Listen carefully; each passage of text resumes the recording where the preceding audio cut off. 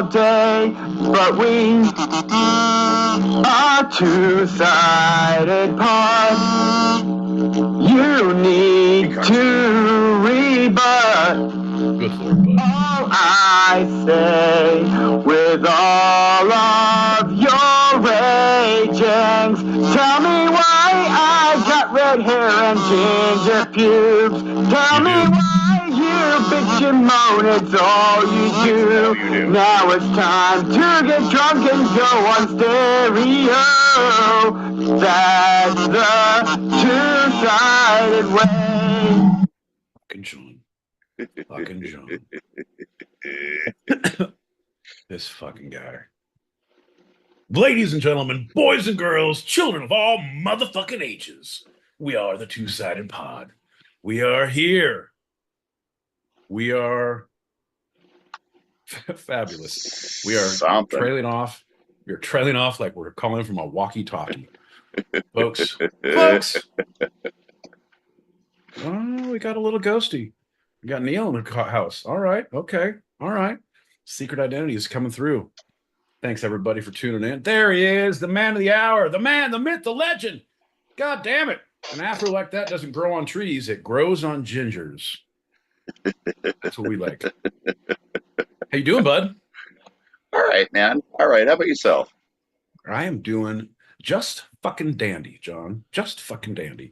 I have a good joint. I have a cocktail here. I have my buddy on the other end of this goddamn Zoom chat. I got the foundation in the lobby here. I got a lot of good people. Got some good stories. Got a lot of anger and angst, vitriol, John. Yeah. So I got a lot to share.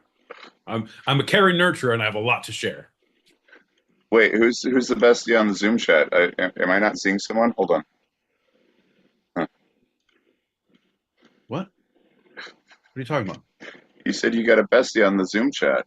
I was looking for who your friend is. No, not this one, John. I have multiple screens up. I don't do multiple shows at a time. I don't just fuck with you, John.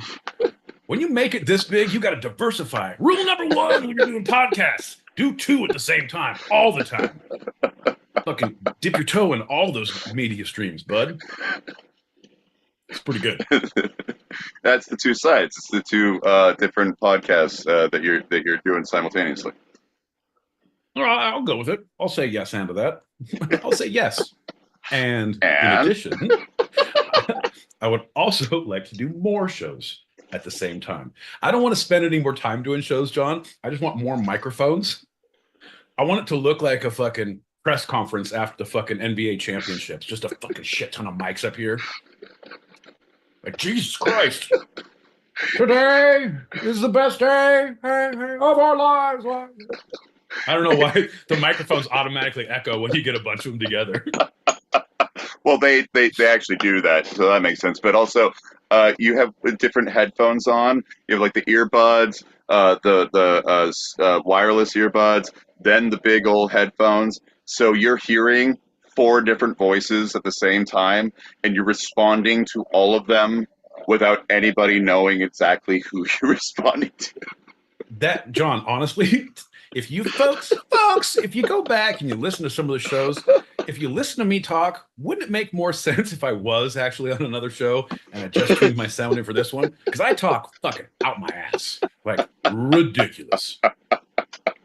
I'll be honest, I tune out sometime. It's not worth sticking around for. Just tap me on the shoulder when I trail off, and I'll come back to it. Holy shit, man. Pop that back, and then we're going to start the show. Hold on. Oh, sorry. I got to do the whole, YouTube thing. All right, go. Hold on. Basically, it's Tuesday, and I'm here. Basically, it's two-sided pod, and it's John, and it's Pete, and it's probably Tuesday or Wednesday somewhere. I know, it's just, wow, I hope I'm not as loud as I feel. I'm saying, hey, how do you do? From me to you, I'm off today. What is it? Okay. Off on Tuesday. You shouldn't. I have to be. I'm tired. I grew a year on the 20th, you guys. Remember?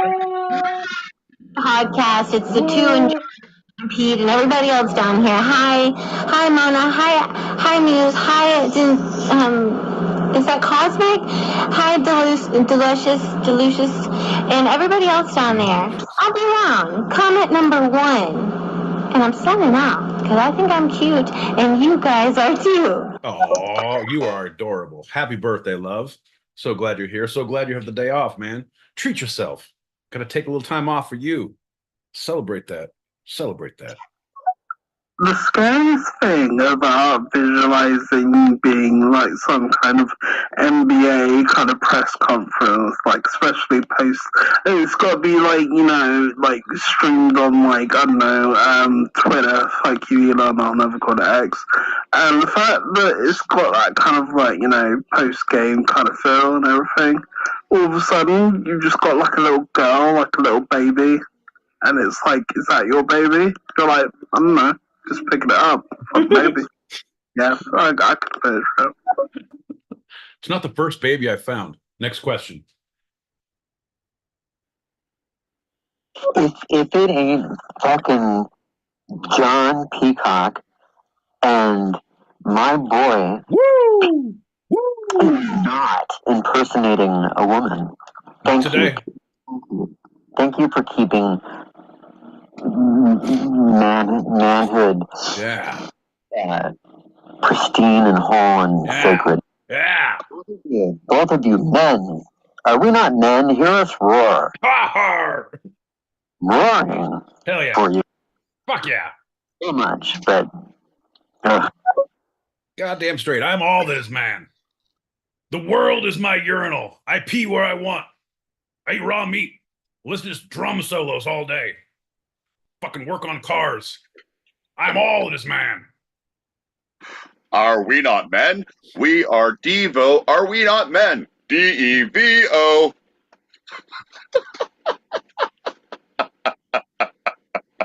Oh, great. Oh, it's fantastic. How you doing, Ghost? Good to see you, buddy. Always a pleasure. Thanks for tuning in, man. Yeah. Thank you all,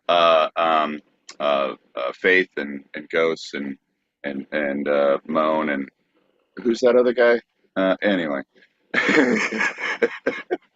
Bloku. No, thank you all. Now you're going to get out of the will. He's going to write your ass out of the will. You better be careful, motherfucker. Well, speaking of being careful, well, howdy.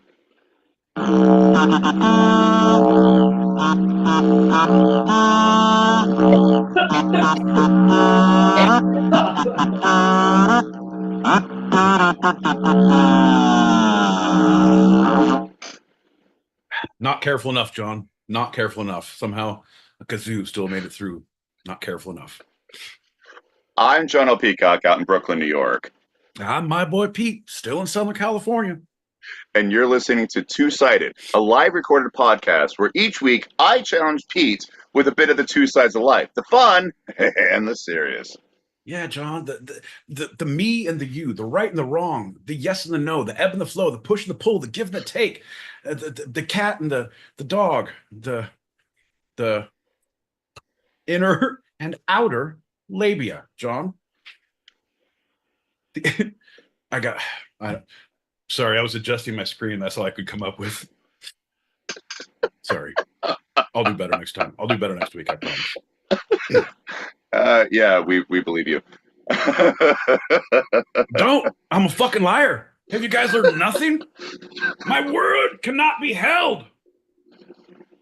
My boy Pete, let's start with a general check-in. How you feeling? I'm feeling like we didn't do a shot, John, and I feel like we should do a shot. That's what I feel like. I've got one ready. Yeah, cheers. Yeah, bing, cheers. Bing, cheers to you.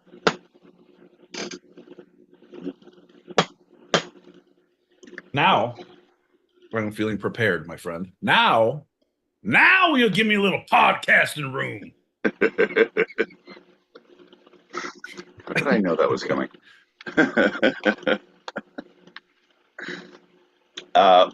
We got 2 pockets to pap and packets to pop, and we'll move on.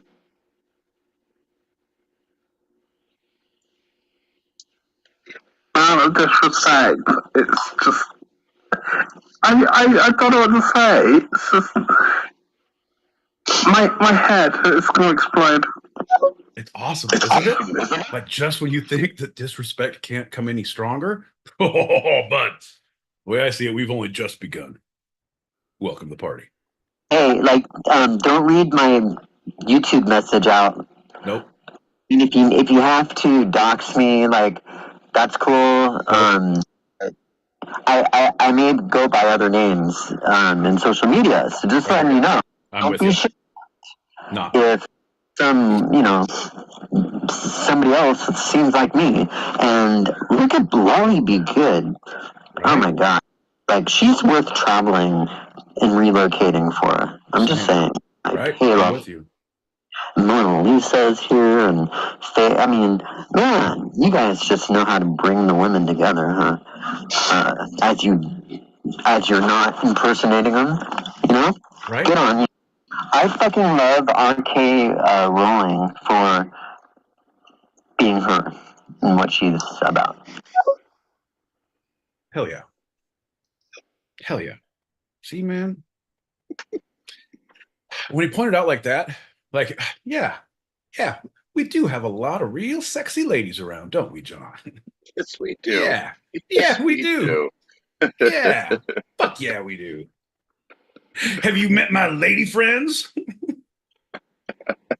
I mean, one of our first was Mother Effing America. Right? I'm saying. We got a foxy lady, Well, it's just, good people beget good people. Yeah. And that's, I think you and I together, two wrongs make a right. Therefore, we fool them and we get them to come in like that. Because collectively, we're good. Individually, we are fucked, my friend. And R.K. Rowling, isn't that guy who did the commercials, but also was the... Never mind. This is going to lead us to our first lightning round. Hey, it's time to get down. Come on, yeah. What's up, John L. Peacock? What's up, my boy Pete? What up, lightning round guy? How you doing, brother? Oh, good, man, good. I'm just chilling another day in paradise, baby. How you been? I've been all right. I feel we haven't connected enough lately. I want to hear how was your week? Are you doing good? You doing good mental wise? I feel the same way. We're like two ships huffing paint in the night, passing slowly, and all you hear is but you don't see each other. Crazy town. I've been good. I agree. We're like two ships in the night huffing poppers. Wait, no, hold on. Two poppers Huffing screamers. huffing screamers. There you go. Thank you. We finish each other's burritos.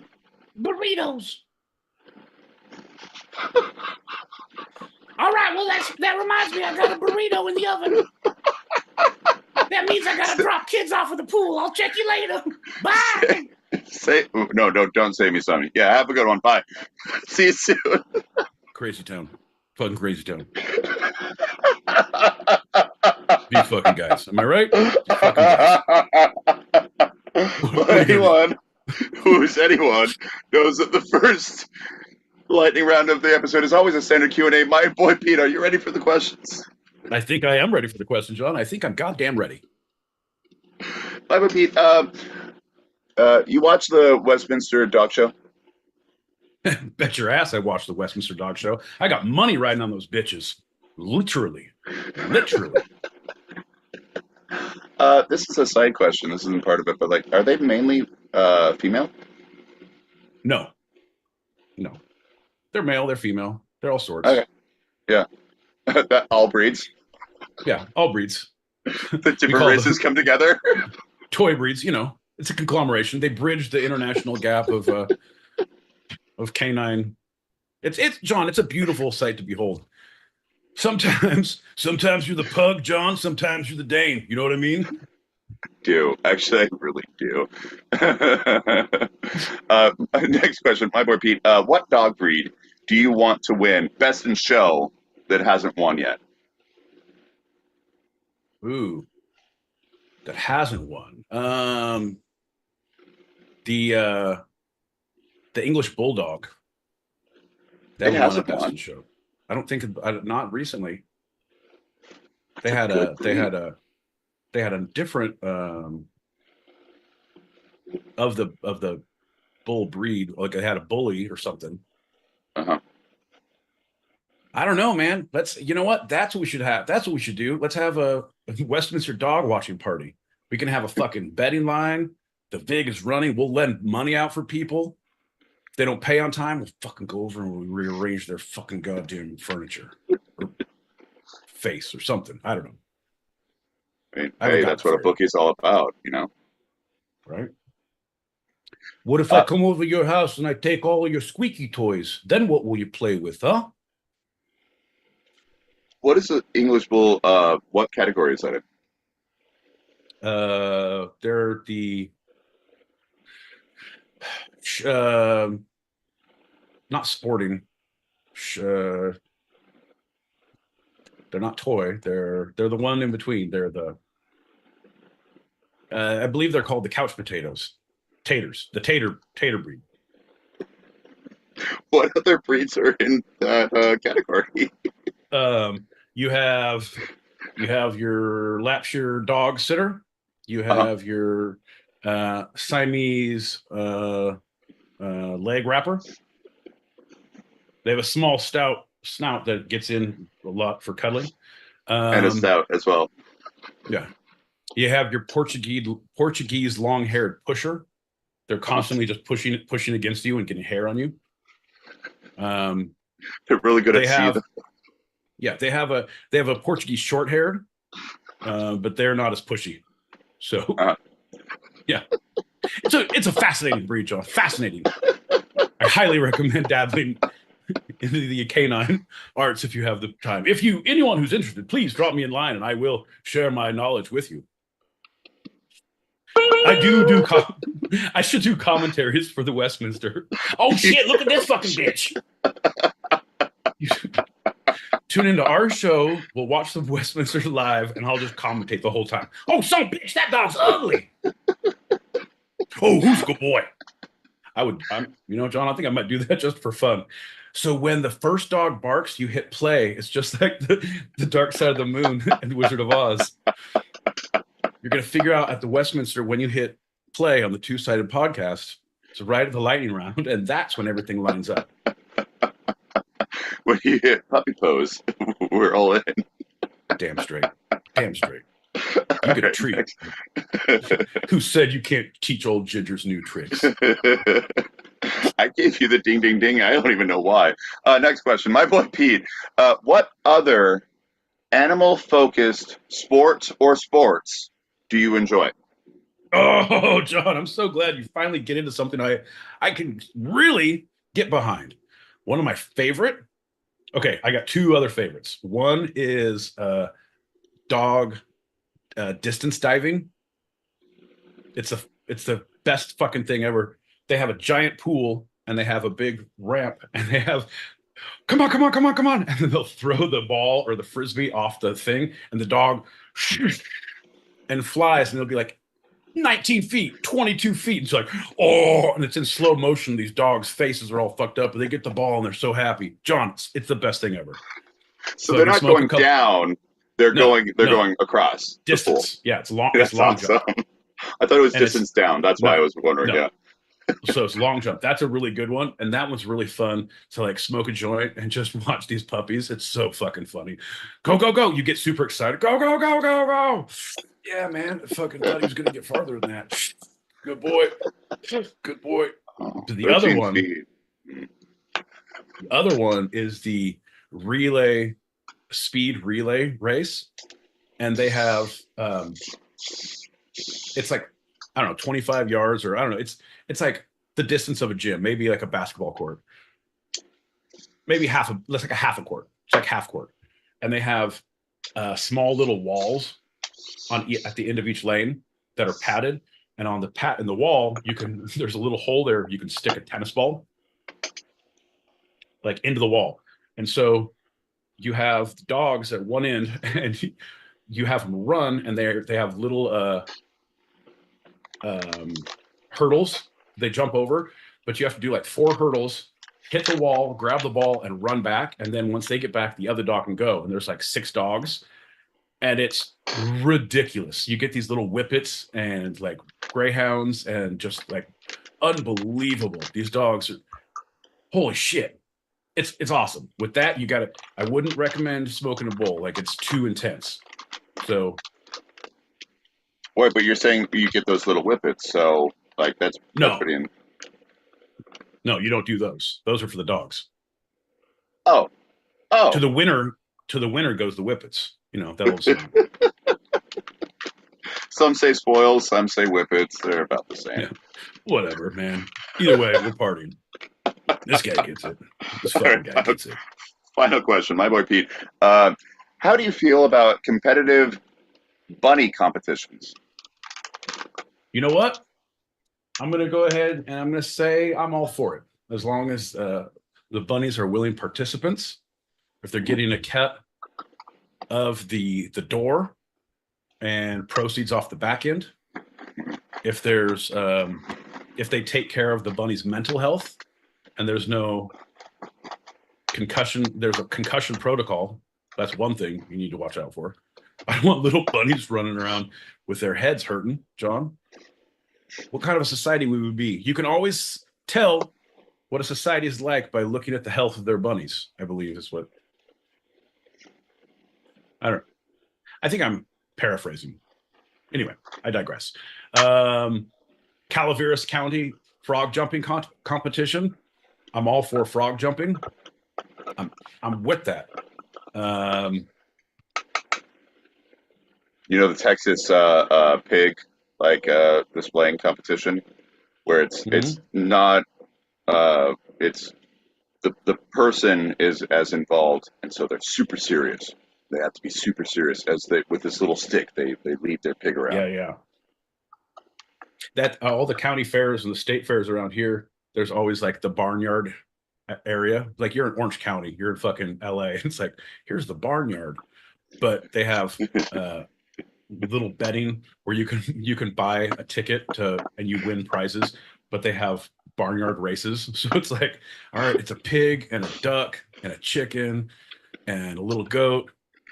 And so like, go. And they're all running around the thing. And the goat just jumps over the fence and goes across the thing and jumps over this way and gets in and like, all right, I'm going to get my food. Fucking awesome. Always bet on the goat. I'm just thinking of a person yelling at their duck while the duck's quacking back.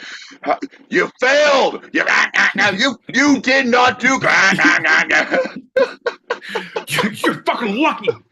Peking, listen to me when I talk to you. Of course, his name is Peking. You can tell by his accent. Little crackling skin. Get your crackling skin over here, you ducky little bastard. All right. That was a silly but fun lightning round. We have a packet to pop. Yeah, I'm still all about it. I want to talk more about animal competitions, John. I want to start animal competitions. Love at First Elephant. Wait, hold on. What? Yeah, it's where people meet different elephants that they never get to see. And if you really hit it off, then you propose. And when that door opens, you really hope there's chemistry between you and that elephant. Like, oh, no. Your tusks are way too small. That's what I was going to go. Your tusks are shorn. Oh. Yeah. I'm telling you, John, all pachyderms are different, and they never forget if you betray them. That'll be the subline. Okay, here we go. Ready to go. Here we go. Ready to go. I think I had fucking stereo sex with that one. Come to think of it, actually. And for as fun as it was as it happened, it fucking didn't sit well with either of us or something. I don't know. And it was just a one-off. Some weird, that's awesome. Weird shit, you know. That's awesome. I'm like, hey. She's like, talk sexy to me. I'm like, You mean like, and I think the PTSD lasted for maybe like 60 days. I'd do it again. Not with her. War changes a man. I'm scared, Sarge. We're all scared, son. It's gonna be okay. Bro, I'm telling you. That is the after effects, and that's like not sitting right. That can be throughout life. There's random one-off hookups. You're like, oh, so what you doing? Look at the time. Oh man. Well. You ever have one where the dog starts trying to go to your nether regions? God damn, John. No, I'm a clean motherfucker. I don't fuck with. Still. No, I don't keep my. You're just hanging your shit out to dry for all the dogs to see. No, it's like you're doing your thing. The dog jumps on the bed or the couch, wherever you're at. The lovely person up on the dentist chair, wherever. Yeah. Onto the casket. There happens to be your buttocks exposed, and the dog's like, "Oh, it smells nice. I'm gonna check in that." You're a fucking gross motherfucker, John. I don't know how you sleep. So that's a no. So that's a no. No. Come on. You got to be aware of your surroundings. If you're fucking in a strange place, you need to know if something's sneaking up on you. If there's a strange animal or a goddamn psychopath, like you need to know. Oh, for sure. I'm not saying like you're completely unaware and the dog gets there. I'm just saying, you're at John. No, John. Go for it. No, John. John. No. Holy shit. Okay. No. Okay. No. Jesus Christ. You go over for one night stands and you're like, all right, I've got condoms. Yep. Got peanut butter for my asshole. Yep. All right. So I got the dog locked down. I got lady locked down. We're safe and gonna meet the dog. You're a sick fuck, John. You sick fuck. Pop that, and then we're going to go to our first segment. Okay. Well, I don't know if it can get any worse. But I guess I will. Well, D knows what it's like to have to take one for his own team. You know what I'm saying? And for the sake of the slaughter, I too have been victimized by many types of, Hey. I'm not Courtney, you guys. But this part about being Courtney, it's not that I don't wish I was her. I don't wish I wish I had her qualities, sure, but at the end of the day, I'm not Courtney, and I can't be Courtney, and some women are Courtney, and some of us are whatever. We're not whatever, we're the other, the whatever and the other. And you know what, Shaniqua and Shanae? It is what it is, right? Oh, wait, am I the two-sided pod? Oh, God, sorry. Giddy-up. It's okay. It's just like a confessional booth. Just step right in here. We're going to lay hands on you. You'll get a cleansing. Don't worry. Tell us your sins. It'll be fine. But psychopath is sneaking up on you while you're making love, right? So I'm applying for this job at this bakery in San Francisco, and we're in like this high rise, and I have my girlfriend with me, and she drags me into the women's bathroom. I'm sitting up on the toilet so that my big boots aren't like showing underneath the stall. And like the fucking lady who's interviewing me comes into the bathroom and starts a conversation with my girlfriend, as she's trying to give me head, and it was. I can't tell you. I was like, by the time she left and we finished, I was like, I'm not applying for this job. And she's like, no, you have to. That was hilarious. And I ended up getting this job. I could never look this woman. Oh my god! Oh my god! Oh my god! That's fantastic! Oh my god! I should tell you the story of when I was applying for this job in San Francisco at this bakery. We're in this high rise, and I had my girlfriend with me, and who drags me into the women's bathroom because she likes doing strange things to me in strange places. Love and it. That's a that was- keeper. That's a lady.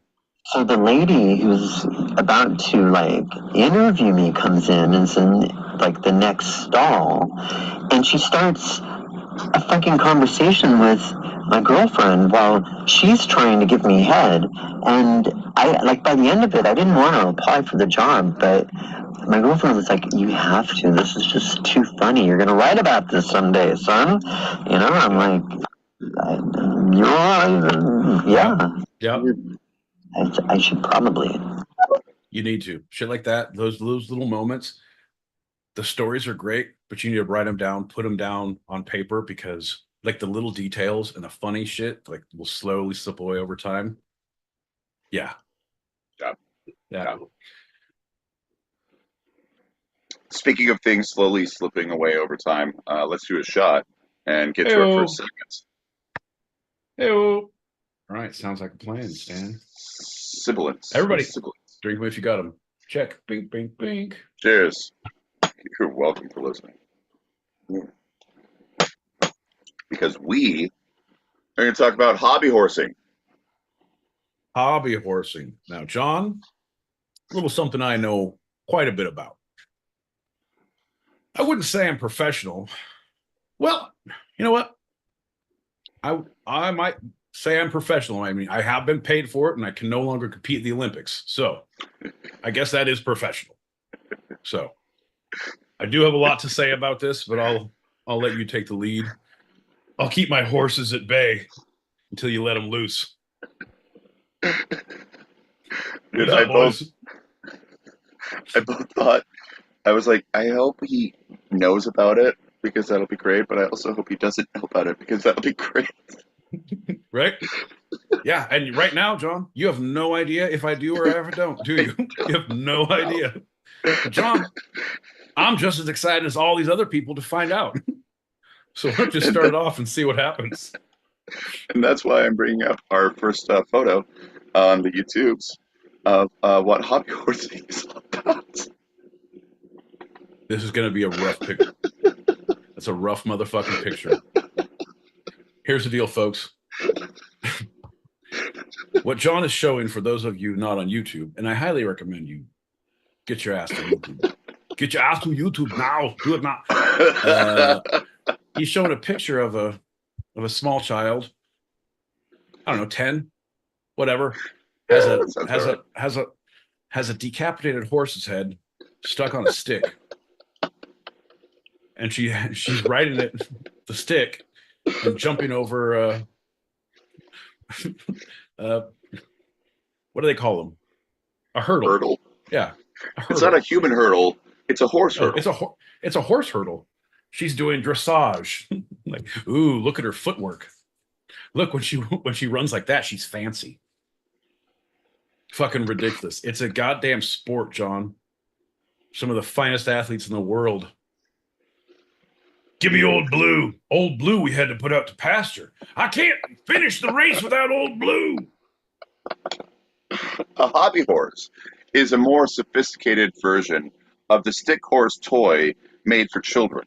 It is a stuffed horse head. Very, very, very, very fucking sophisticated, John. When I look at this, it's a stuffed horse head with a broomstick that's been broken in half.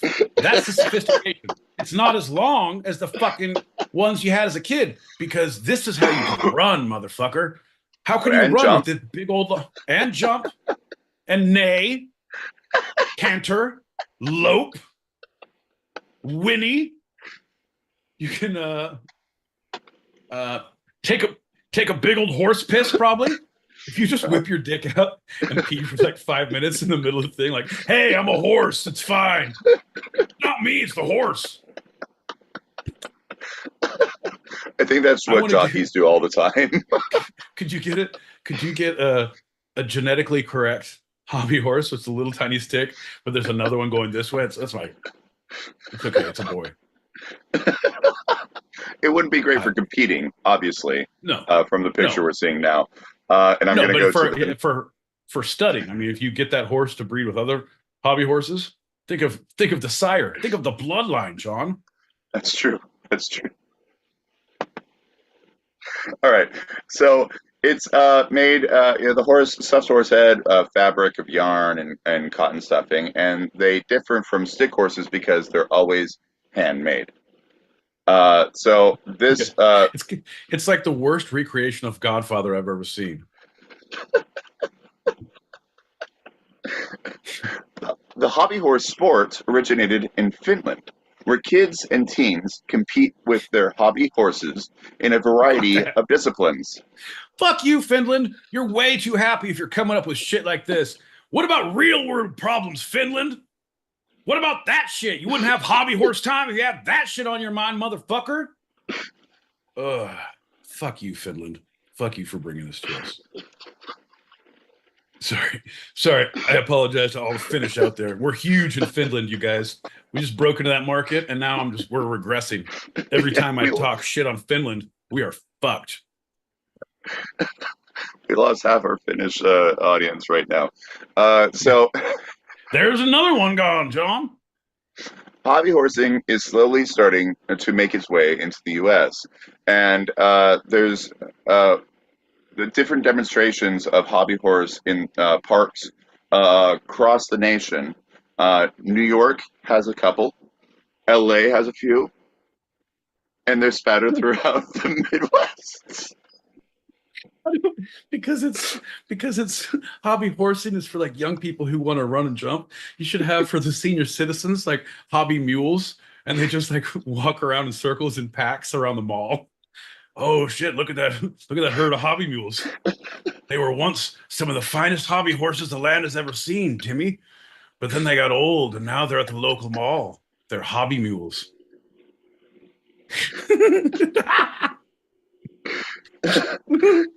Even though the most common competition disciplines on a hobby horse are dressage and show jumping.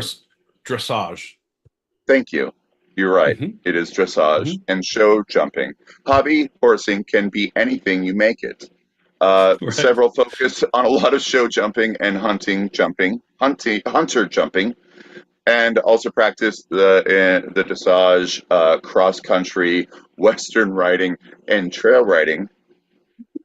Hey babe, you want to have a threesome? What?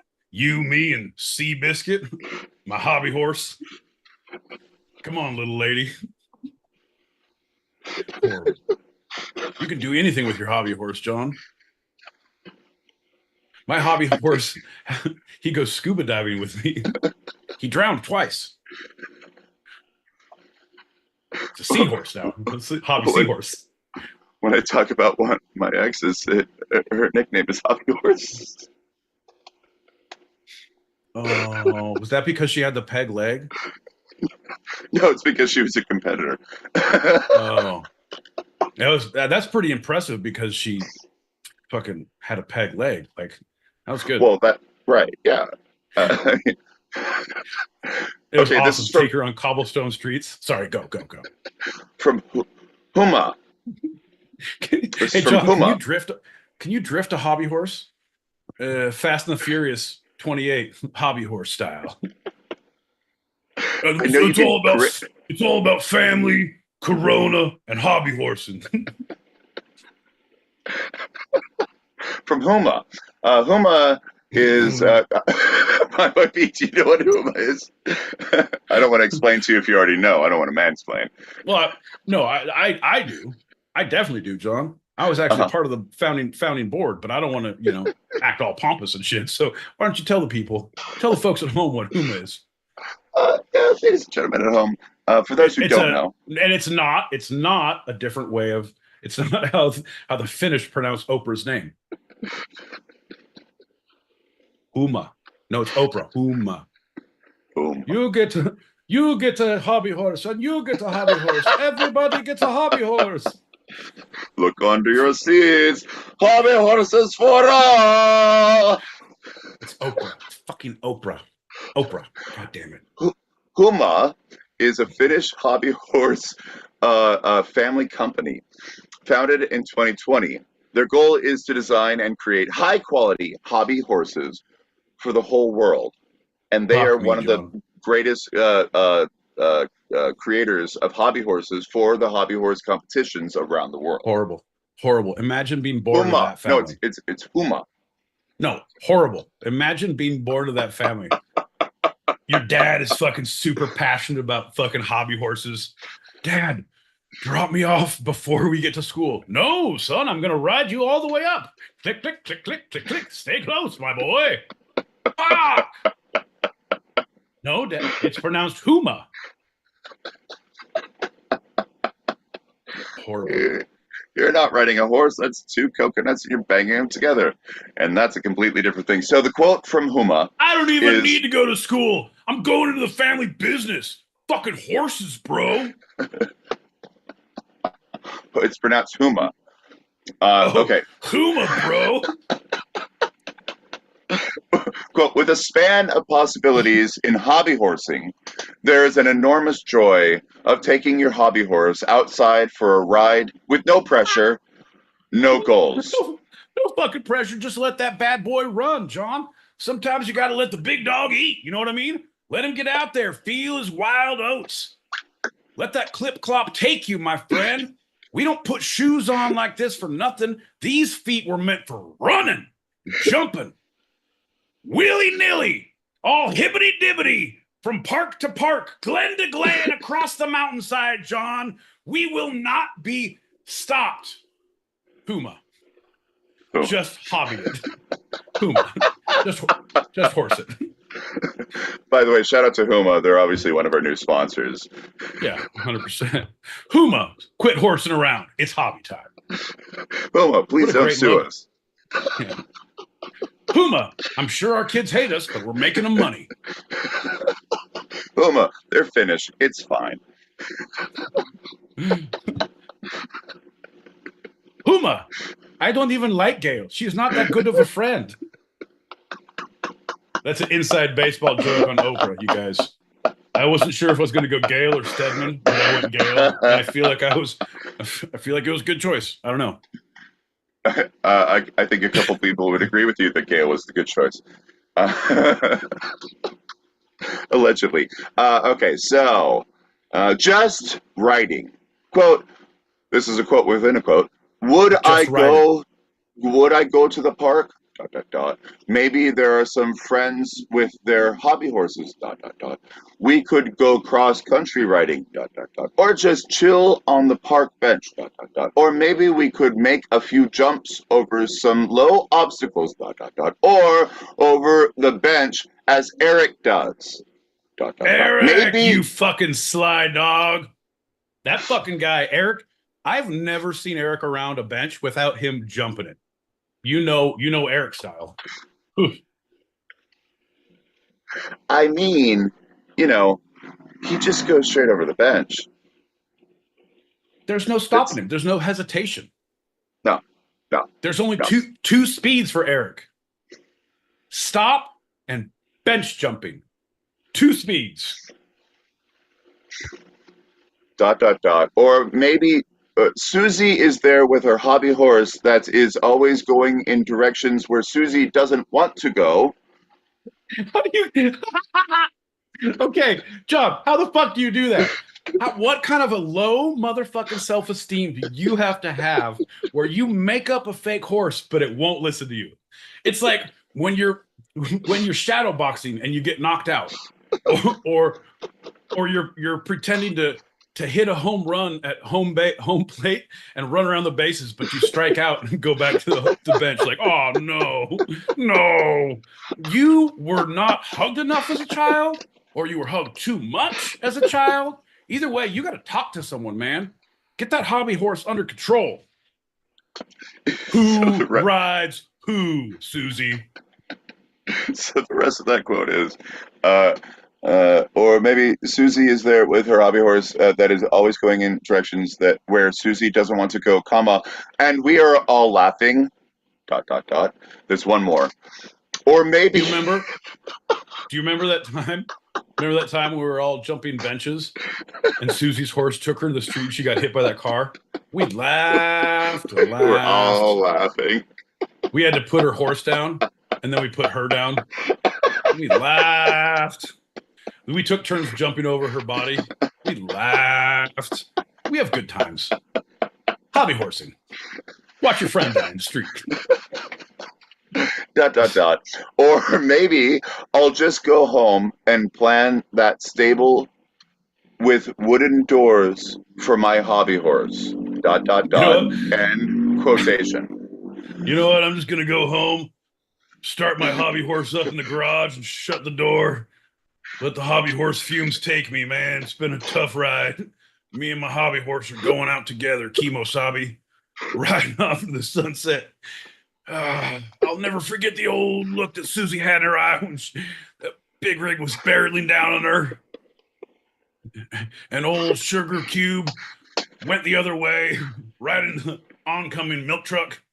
Fucking sugar cube. Anyway, it was a good run. We got another. That's creepy as fuck. That's a bad picture. That is a person who is very determined to win whatever competition that person is in, and you can see it. That's someone who is auditioning for Craft Part 2, the dressage edition. Yikes, bro. All right, we're going to move on from that one. Fair enough. The next, we don't even need to describe it. This one is the beginning of a race. But it's okay. So let's point out, though, thus far, all the pictures you show, the oldest kid they showed was like maybe 12, 13, right?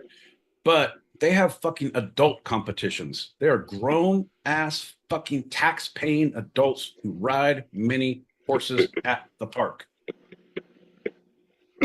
Are you guys? I'm gonna say that again, fuckers. Listen, there are grown ass adults who pay taxes riding fucking horses in the park. You guys, what are we gonna do? All right, John, back to you, pal.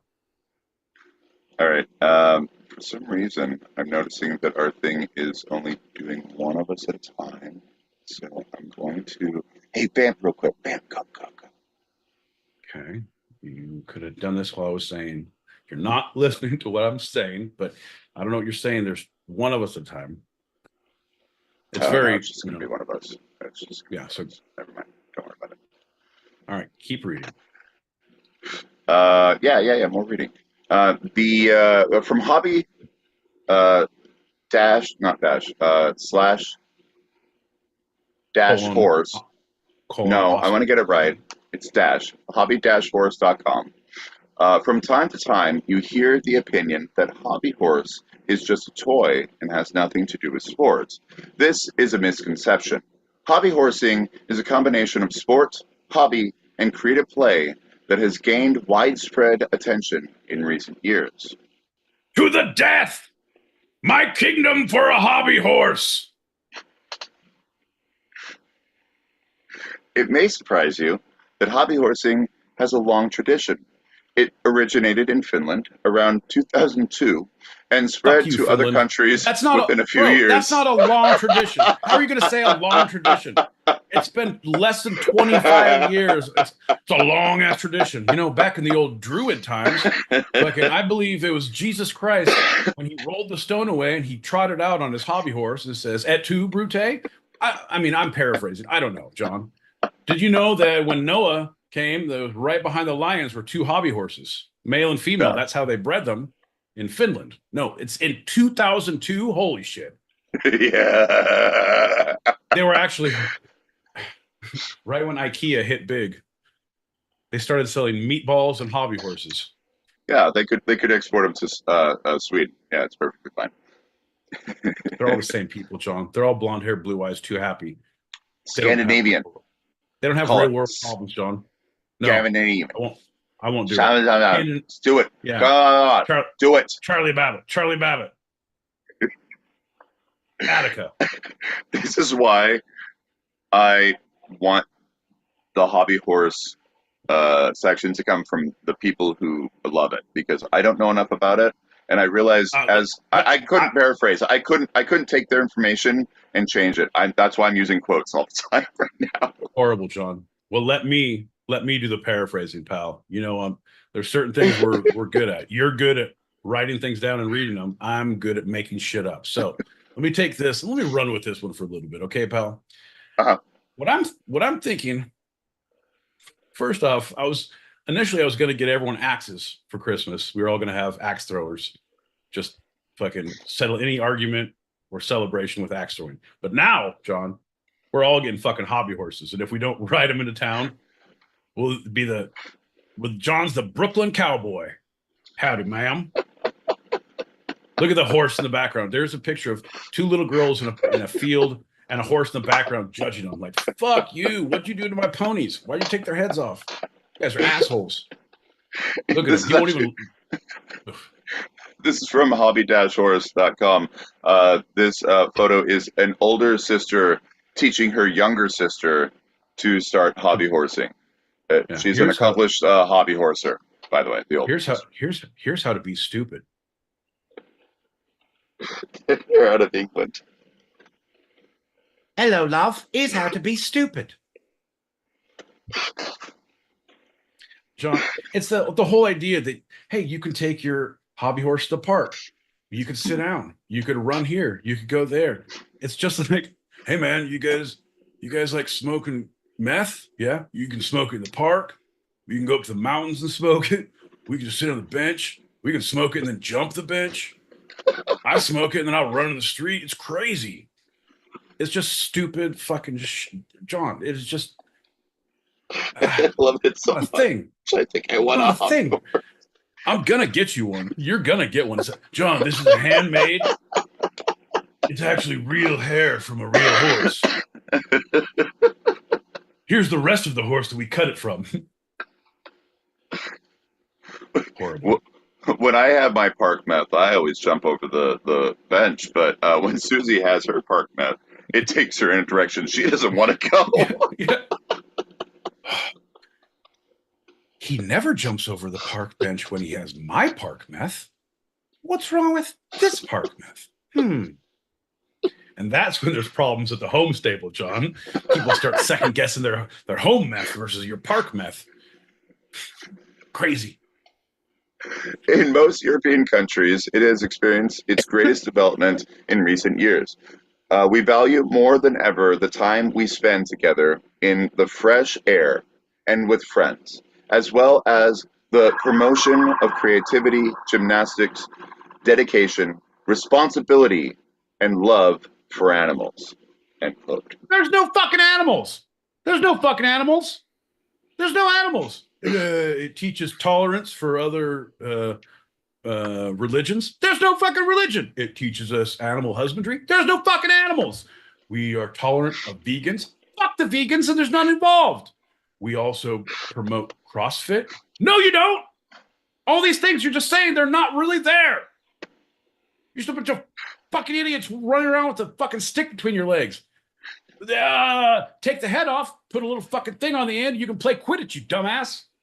Ooh, that's what we should play, John. I'm getting you a broom. You're going to play Quidditch.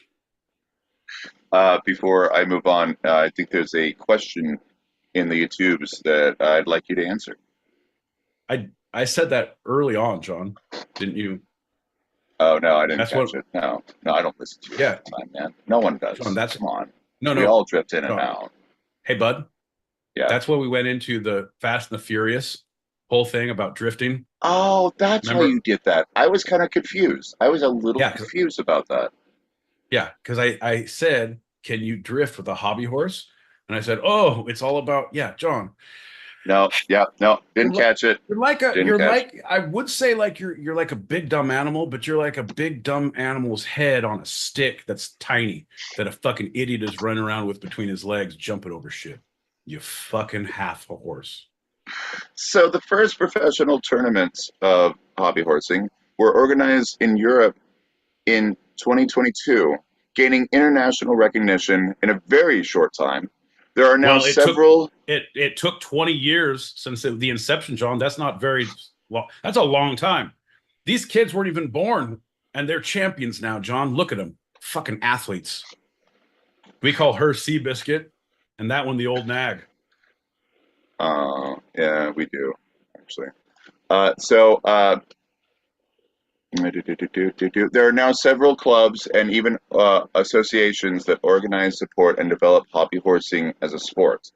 Hobby horsing, hobby horses can also be seen more and more frequently in the public eye, such as on television programs and other media. Well, the good thing is now you don't have to buy an extra seat when you take your hobby horse on a flight if you have a vest for him. He's my emotional support hobby horse. So I don't ride him in the airport. Don't get all weird. I'm not riding a horse. I'm walking him through the airport because he gives me comfort. Isn't that right, Sugar Plum? Oh, you got to hold your hand flat when you feed him. Otherwise, he'll bite your fingers. And this is the first picture we have of a person older than you were talking about, my boy Pete. Can you describe the picture? No, the person pays taxes. That's all you need to know. That's a goddamn grown adult who's been in a relationship, had their heart broken, probably in another one, has a full-time job, pays taxes, has free time to take up hobbies, as it were, or support the community in other ways that they see fit. And this shit is how they see to spend their time. A grown-ass woman jumping over a pole on a fake horse. God damn it, John. I weep. I weep for the future. Thanks to the great interest and the rapidly filling official hobby horsing clubs, interest groups led by enthusiastic individuals have sprung up in many cities across Europe. The number of hobby horse enthusiasts is in the tens of thousands and continues to grow. Yeah. What about the you know what? I believe it. I believe it because people are weird as shit, John. There's furry conventions. There's grown-ass people who dress up like furries. And I get it. What is a That's fine. furry? It's like, explain for those who might not know. Who dress up like animals and pretend to be animals at conventions, and it doesn't Like have full to be a sexual costume, thing. right? Full It's a costume, full, like to right? become No more face, like an animal. right? Yeah, yeah, and I'm with it. That's great, but I feel like that would be better because at least you're in a costume and you can like hang out, sit down. Like you can show up drunk in a costume. Like this running around, it's like fuck. This is like people who CrossFit. Like you're an asshole. Hey, why don't you just go run around? No, that's not enough for me. I'm gonna fucking run around with a horse. You know what, man? Fuck you. How about that? I don't need you in my neighborhood. Ladies and gentlemen, boys and girls, everybody, you heard it here first. I'm very definitely sure. We just related CrossFit to hobby horsing, and I believe that is correct. But I don't know if that's ever been said before. My boy Pete, I hope this. There you go, John. It all makes sense if you do the math. Oh yeah, I didn't think about it. You think outside the hobby horse box, and you don't cross your fits. Yeah. I think way outside that big fucking tire that you have to fucking flip over like an asshole. But it's not just a sport, it's a lifestyle, right? Yeah. Yeah. No, my beard was a lifestyle. The roots went to my soul. That's a fucking lifestyle. This is a fucking waste of time. It's a nuisance. It's a waste station for the infinitely lost who just can't figure out anything fucking better to do. You guys are a bunch of assholes. Do better. Fucking do better. If this goes viral, all the CrossFitters will be really pissed at us because they'll know it's right. And all the hobby horses will be really happy with us because they know it's right. I'm just saying, John. I'm not here to make friends, John. I'm just here to drop truth bombs. Yea, though I come from the valley of the shadow of the hobby horse, I will fear no CrossFit. Come at me, bro. Hobby horsing is becoming a part of our daily lives, and there are more and more camps and recreational events on the subject. Jesus. Hey, you know what? In September at Earl Camp, there's a great big field, and there's some lakes that we can take our horses to, let them drink. You can lead a hobby horse to water, John, but you can't make him drink. But I feel like certain of that. I feel like we could drown those fucking hobby horses because we're stronger than they are. But everybody who's going to Earl Camp, fucking bring your hobby horses. People are forming interest groups where they share their skills and experiences. Imagine spending whole days with like-minded people, improving your skills and abilities, further developing your horse, and enjoying the fun and freedom that this hobby brings. Are you still undecided about the future of hobby horsing? Not anymore. John, I feel like that's what the two-sided pod is about. Coming and hanging out with like-minded individuals, practicing, getting better at certain things that others don't, pushing your horse to the limits, or your liver, as it were, John. Raise your glass, my friend. Lower your expectation. Once you fall off that hobby horse, get right back up and ride again. Cheers. Cheers, everybody. Here's to further developing our horse. And finally, please let it be an Olympic event. Please let it be an Olympic event. It's a parallel because it's not an Olympic event. It's the sources from Rolling Stone magazine. Oh, Special Olympic. Okay. Quote, to an outsider, hobby horsing may appear as strange as Quidditch. Hey, shout out. The flying broomstick sport from Harry Potter that college students adapted into a real-world but earthbound game in which players nonetheless move around with brooms clasped between their legs.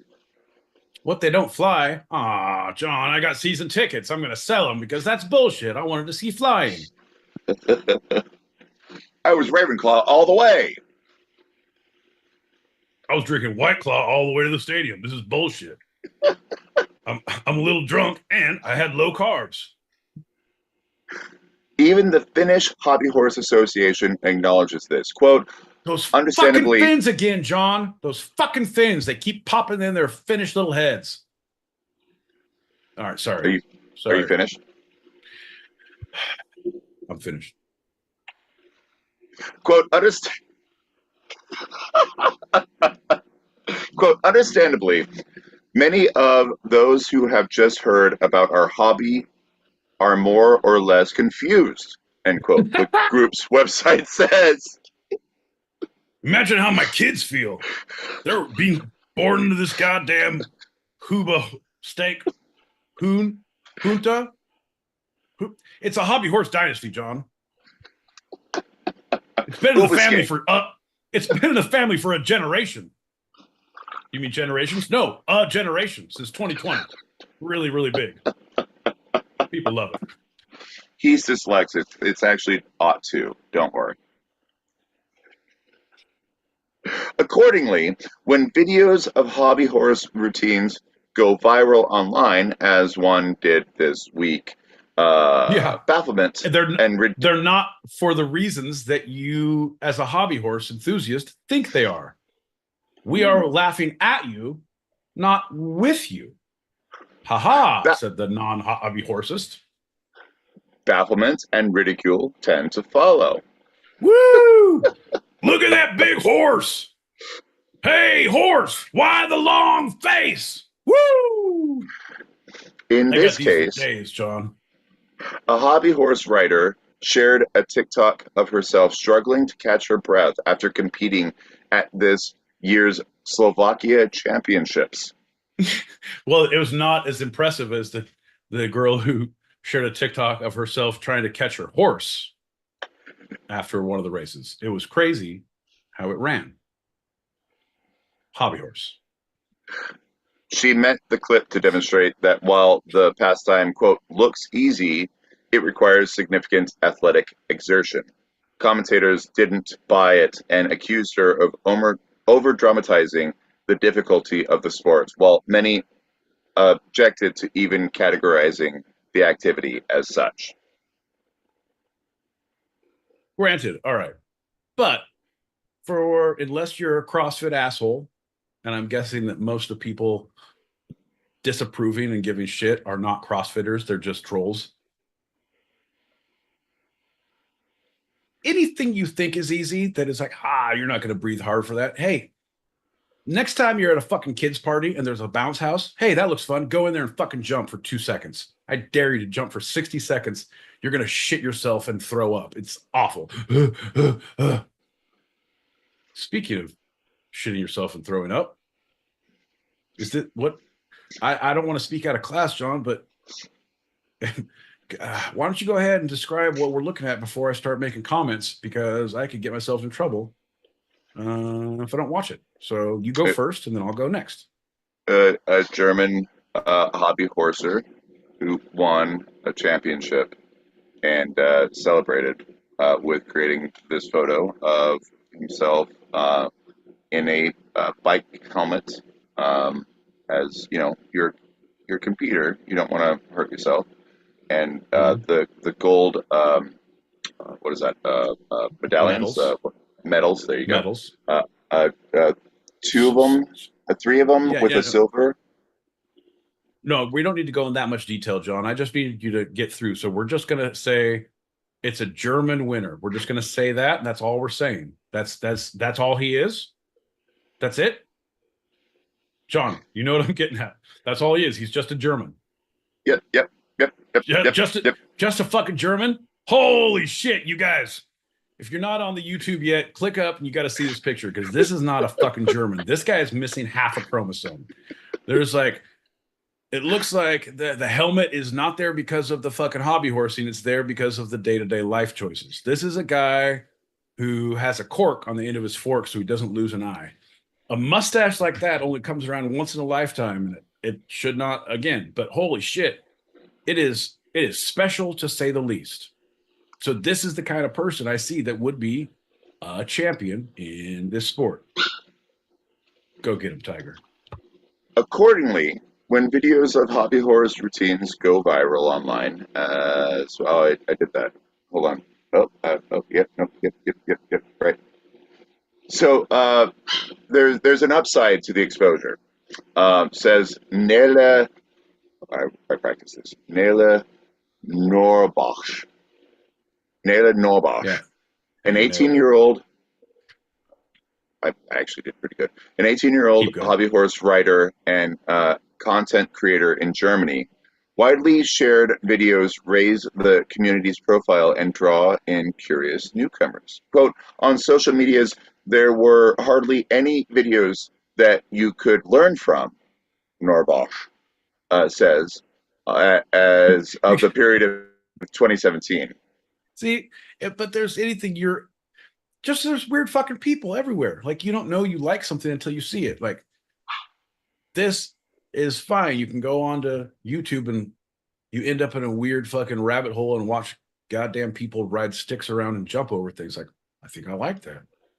Turns out I'm into fucking slap fighting. That's weird. Like, how'd you find you're out at S&M? Well, it wasn't YouTube, I'll tell you that, because they don't have the right channels. So this is 2017 when she first looked hobby horsing. Quote, I started uploading videos myself, and I think because of me and some other hobby horsing influencers, this is all a quote, and it's all one word, hobby horsing influencers, which with the Germans, they like to combine words into one, so it is a translation. Yeah. Wunderkind. Eaten mein Scheißen. Yeah. Right, yeah. Super Appetitengeil. Yeah, Fahrvergnügen. No, Super Appetitengeil. That's a real German word. That's a real German word too, John. I drove one for a little bit. Keep going. The sport has grown a lot over the past 5 years. Many people felt inspired by the videos, and I feel like it's getting more and more every year. And nowadays, if I tell people what I do, they know what it is, most of the time, she says. Because it's just the world we live in. There's shit that people wouldn't know 5 years ago that people are... My mom knows words she shouldn't know.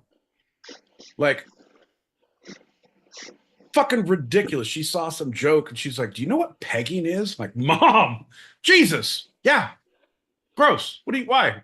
Well, I saw a joke. No, I don't need to see it. No, I'm good. Don't send it to me. you shouldn't know what hobby horsing is. You shouldn't know what all these random things. Like, we have just too much. There's too much, John. What happened to the good old days, John? Back in my day, you had to walk uphill in the snow both ways to school without the help of a hobby horse. Okay, maybe. Remember when? Remember when? You remember?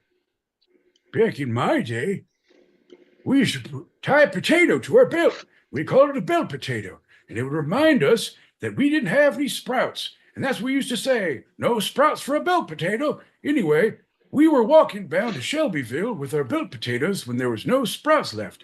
Anyway, what was I saying? Oh, no. I thought it was a little weird at first.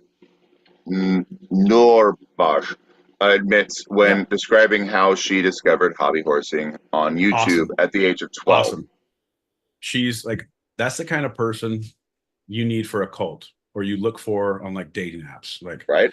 I thought it was really weird, but I just kept on doing it until it seemed normal. And now I'm a pro. I'm like, holy shit, you have upper management written all over you.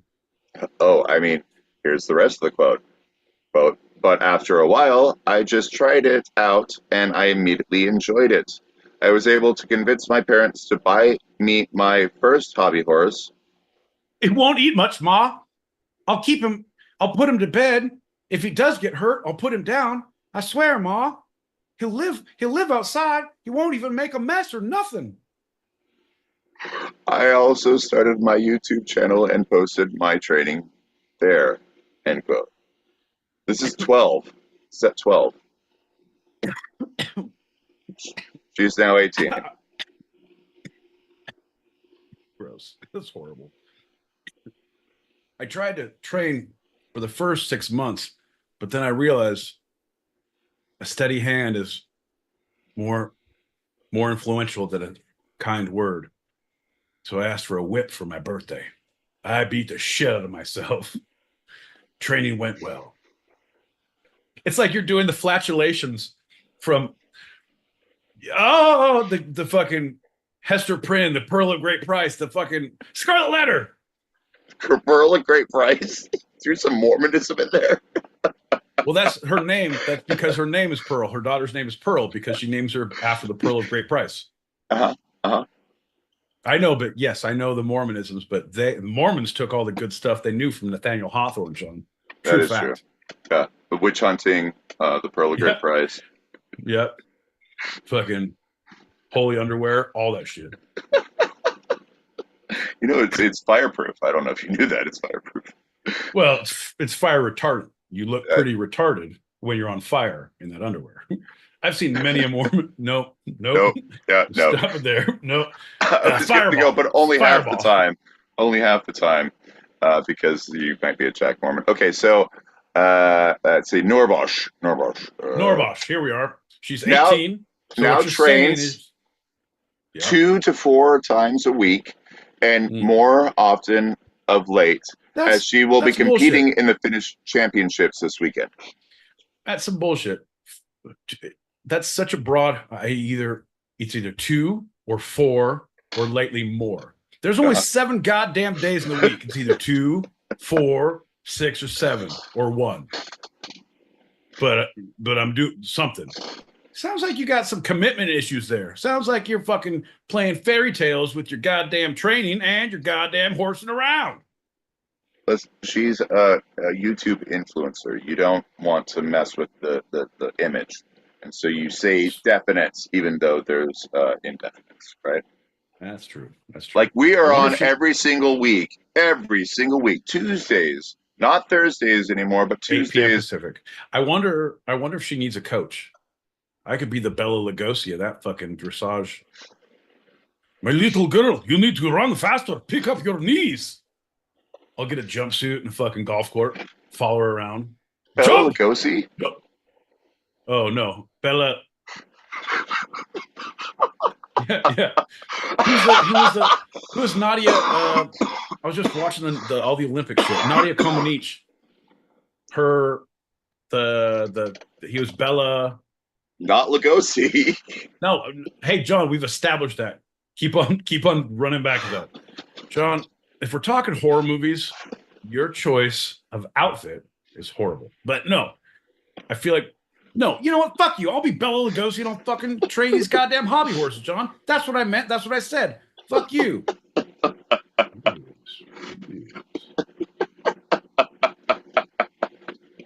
Do what I want.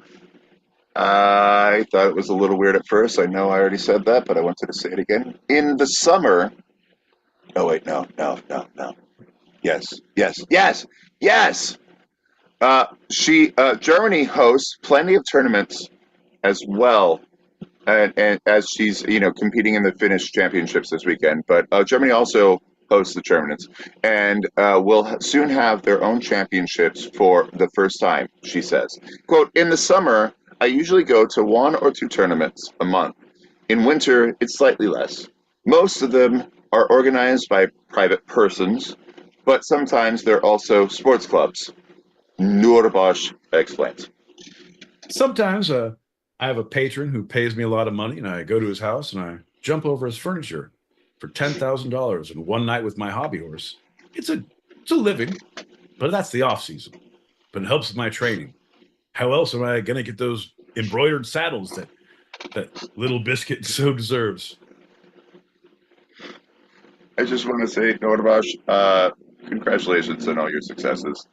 Anyway, Nurbosh knows that not everyone will catch hobby horse fever, and that some are skeptical of its merits. Yeah, some of us are going to be a lot more apt to catch the dengue fever, John. This is bullshit. No way am I going to. I'm getting you a horse, and if I don't see you riding around fucking Brooklyn when I visit, I'll be very pissed and very upset. And I'll say, this is how you treat me? I will never get you anything ever again. I'm going to make you more of a fucking pariah than you already are, John. Sorry, I was late. I couldn't find a hitching post for old Bessie out there. You say that, but if you got me a hobby horse, every time you'd see me, I would be riding that hobby horse. Yeah. 100%. Dude, just keep the fucking... Nope. I got to take her out for a daily walk. I got to just groom her. I got to groom her. I'm turning it in. Well, I got to go take old Sugarfoot around the block and get a 40. She only eats whey, barley, and hops at this point because she's on a strict diet. She's in training. Tell him, girl. I say she should have Kurs, but she's only having Kurs Light. I don't know. Kurs Light. They took her gerbs. They took her Herbie horses. Just try. This is a quote. Just try if you think you might like it, she advises. Just try it if you think you might like it. If you're afraid of someone else's reaction, you don't have to tell them. Fucking Germans. Well, the whole thing. Yeah, now you're like a goddamn closet alcoholic. Now you're hiding your fucking hobby horsing, John. I do all of my hobby horsing. I want you to know. All right, it's about time I come out and clean, John.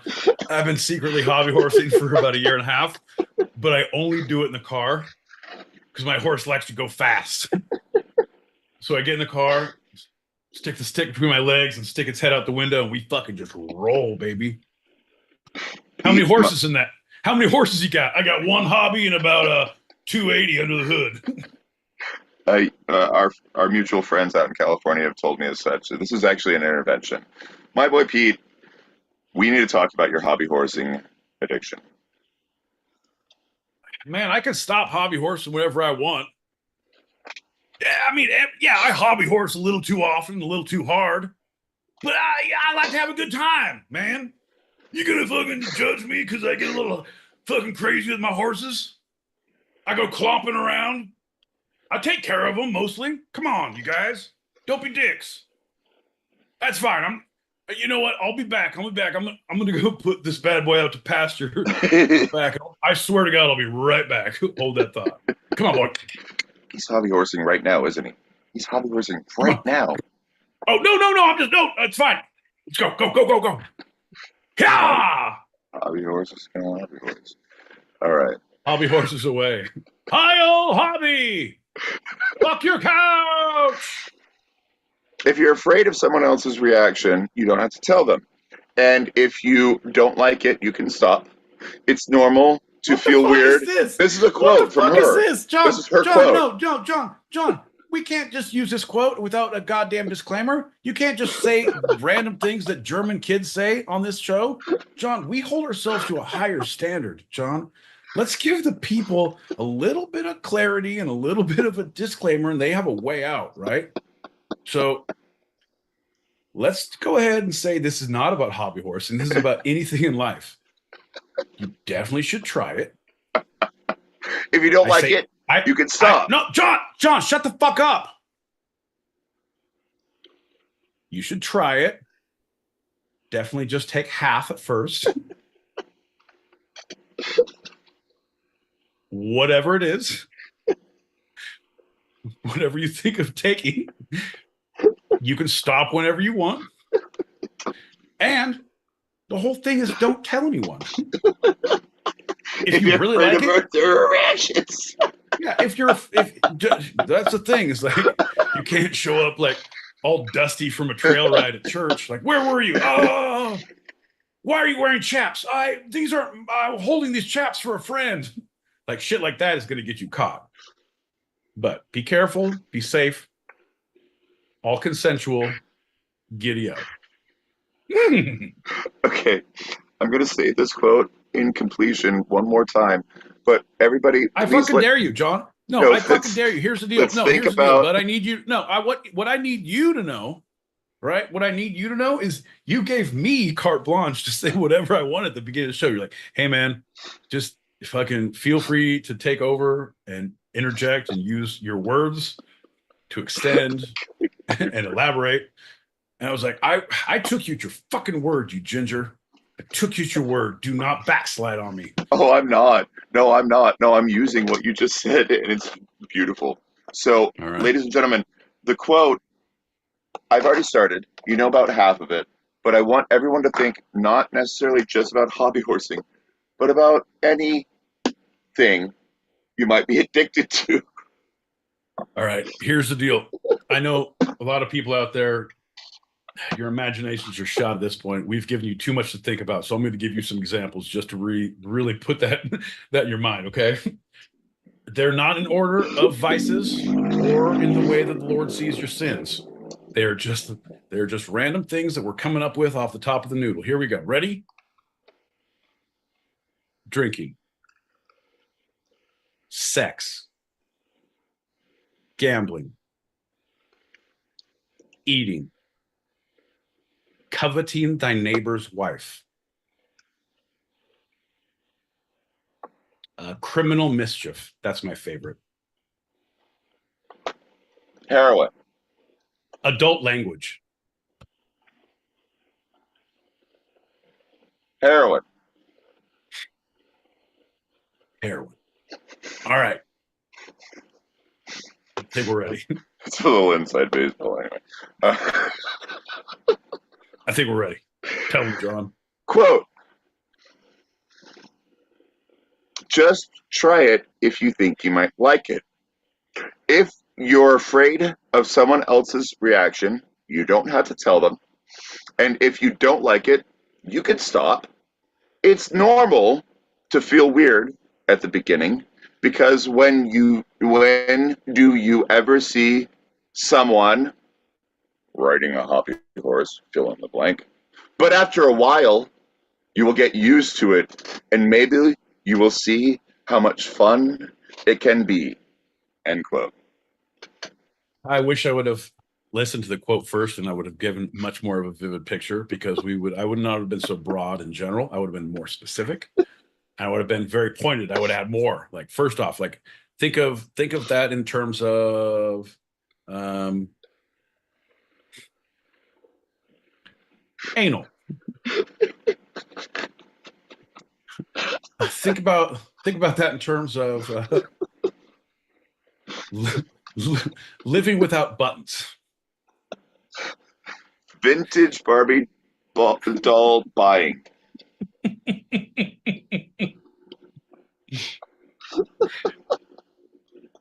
Heroin. Rock eating.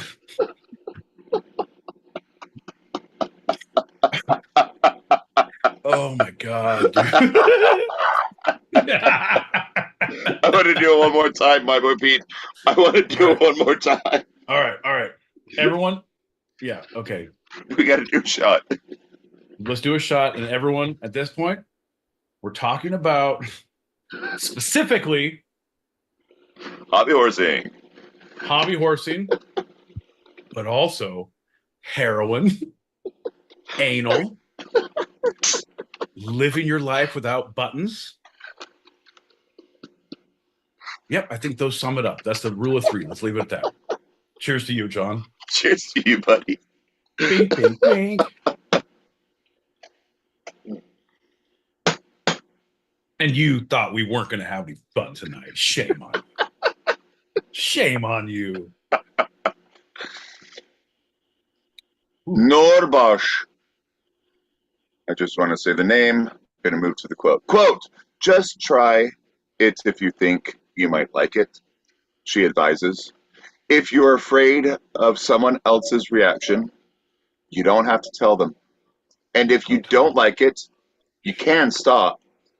It's normal to feel weird at the beginning, because when do you ever see someone fill in the blank? But after a while, you will get used to it, and maybe you will see how much fun it can be. How often do you see someone wearing a shirt without buttons? But after a while, you'll get used to it and see how much fun it can be. Horrible. These Germans, John, they're good at efficiency, but they're not good at intellect and witticisms, quips. Not good at quips. It's translation, obviously. You can see that, and yeah. Oh yeah, lost in translation. Yeah, that's. So to wrap it up, maybe it's the element of whimsy that draws these nimble and high-jumping young women to hobby horses rather than traditional track and field competition. In any case, they don't appear fazed by anyone dismissing their pursuits as childish. The cynics can sneer all they want. They'll never get to ride those happy trails. You know what? I disagree, because I will go on a trail ride on a hobby horse and I will sneer the whole way. So I will have the best of both worlds. John, I just saw on TV there was the air guitar championships. And they'd play like a rock song, and then a guy would come up and do air guitar. And they would judge him and give scores. And it was fucking ridiculous. John. How is this any different? No, I'm hobby saying it's horsing? not. John, I'm saying it's not classy like hobby horses. You know? Yeah. But sometimes you don't have the money to get into hobby horsing. You know what I mean? It's just for the highbrow. There's that whole wealth inequality that we've been talking about, John. You know, the upper half has the ability for healthcare, a good legal defense, hobby horsing, lacrosse. Yeah. Right. I wasn't going to go that far, John. Poor people could do that too. But poor people, we have good drugs. We have basketball, Coors Light, and we have air guitar. Because they don't require much materials. Yeah. Right. Look it up, man. That's a fact. I'm saying.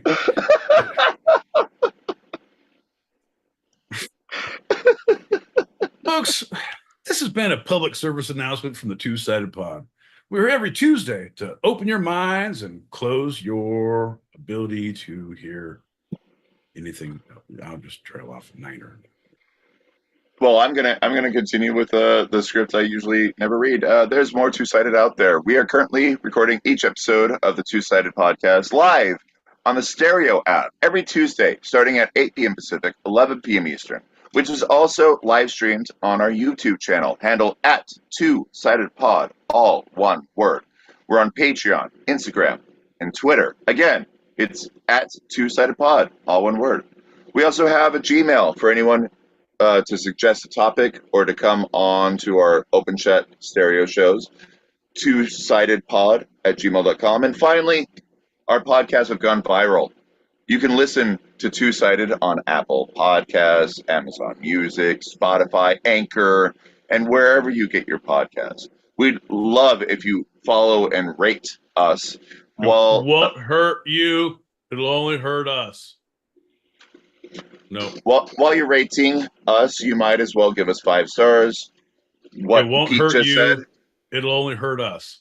And also subscribe and hit that alert on YouTube. Well, thank you kindly. You can take the Two-Sided out of the podcast, but you can't take... Nope, that's not it. John, I wish you weren't so unattached or so then over-invested in that. Like, you wrote your script and like, at Two-Sided, all one word. Like, everyone should know. Come on, John. We only say it all the time, but you don't need to give that air. You're sounding like you're better than people. People don't like that. The others have been talking. We don't like living this way anymore, John. Well, I just appreciate that you're not saying our time every 7 minutes like you used to do. Like a year. 8 p.m. Pacific, 11 p.m. Eastern. That's 4 a.m. Greenwich Sandwich time if you're across the pond. Fuck your couch, John. I'm now saying it all day, every day. Sunday is just 2 days before the Two-Sided podcast on Tuesday, 8 p.m. Pacific, 11 p.m. Eastern. That's right, John. Fuck your couch. Unless you're across the pond, then it's 4 a.m. Greenwich Sandwich time.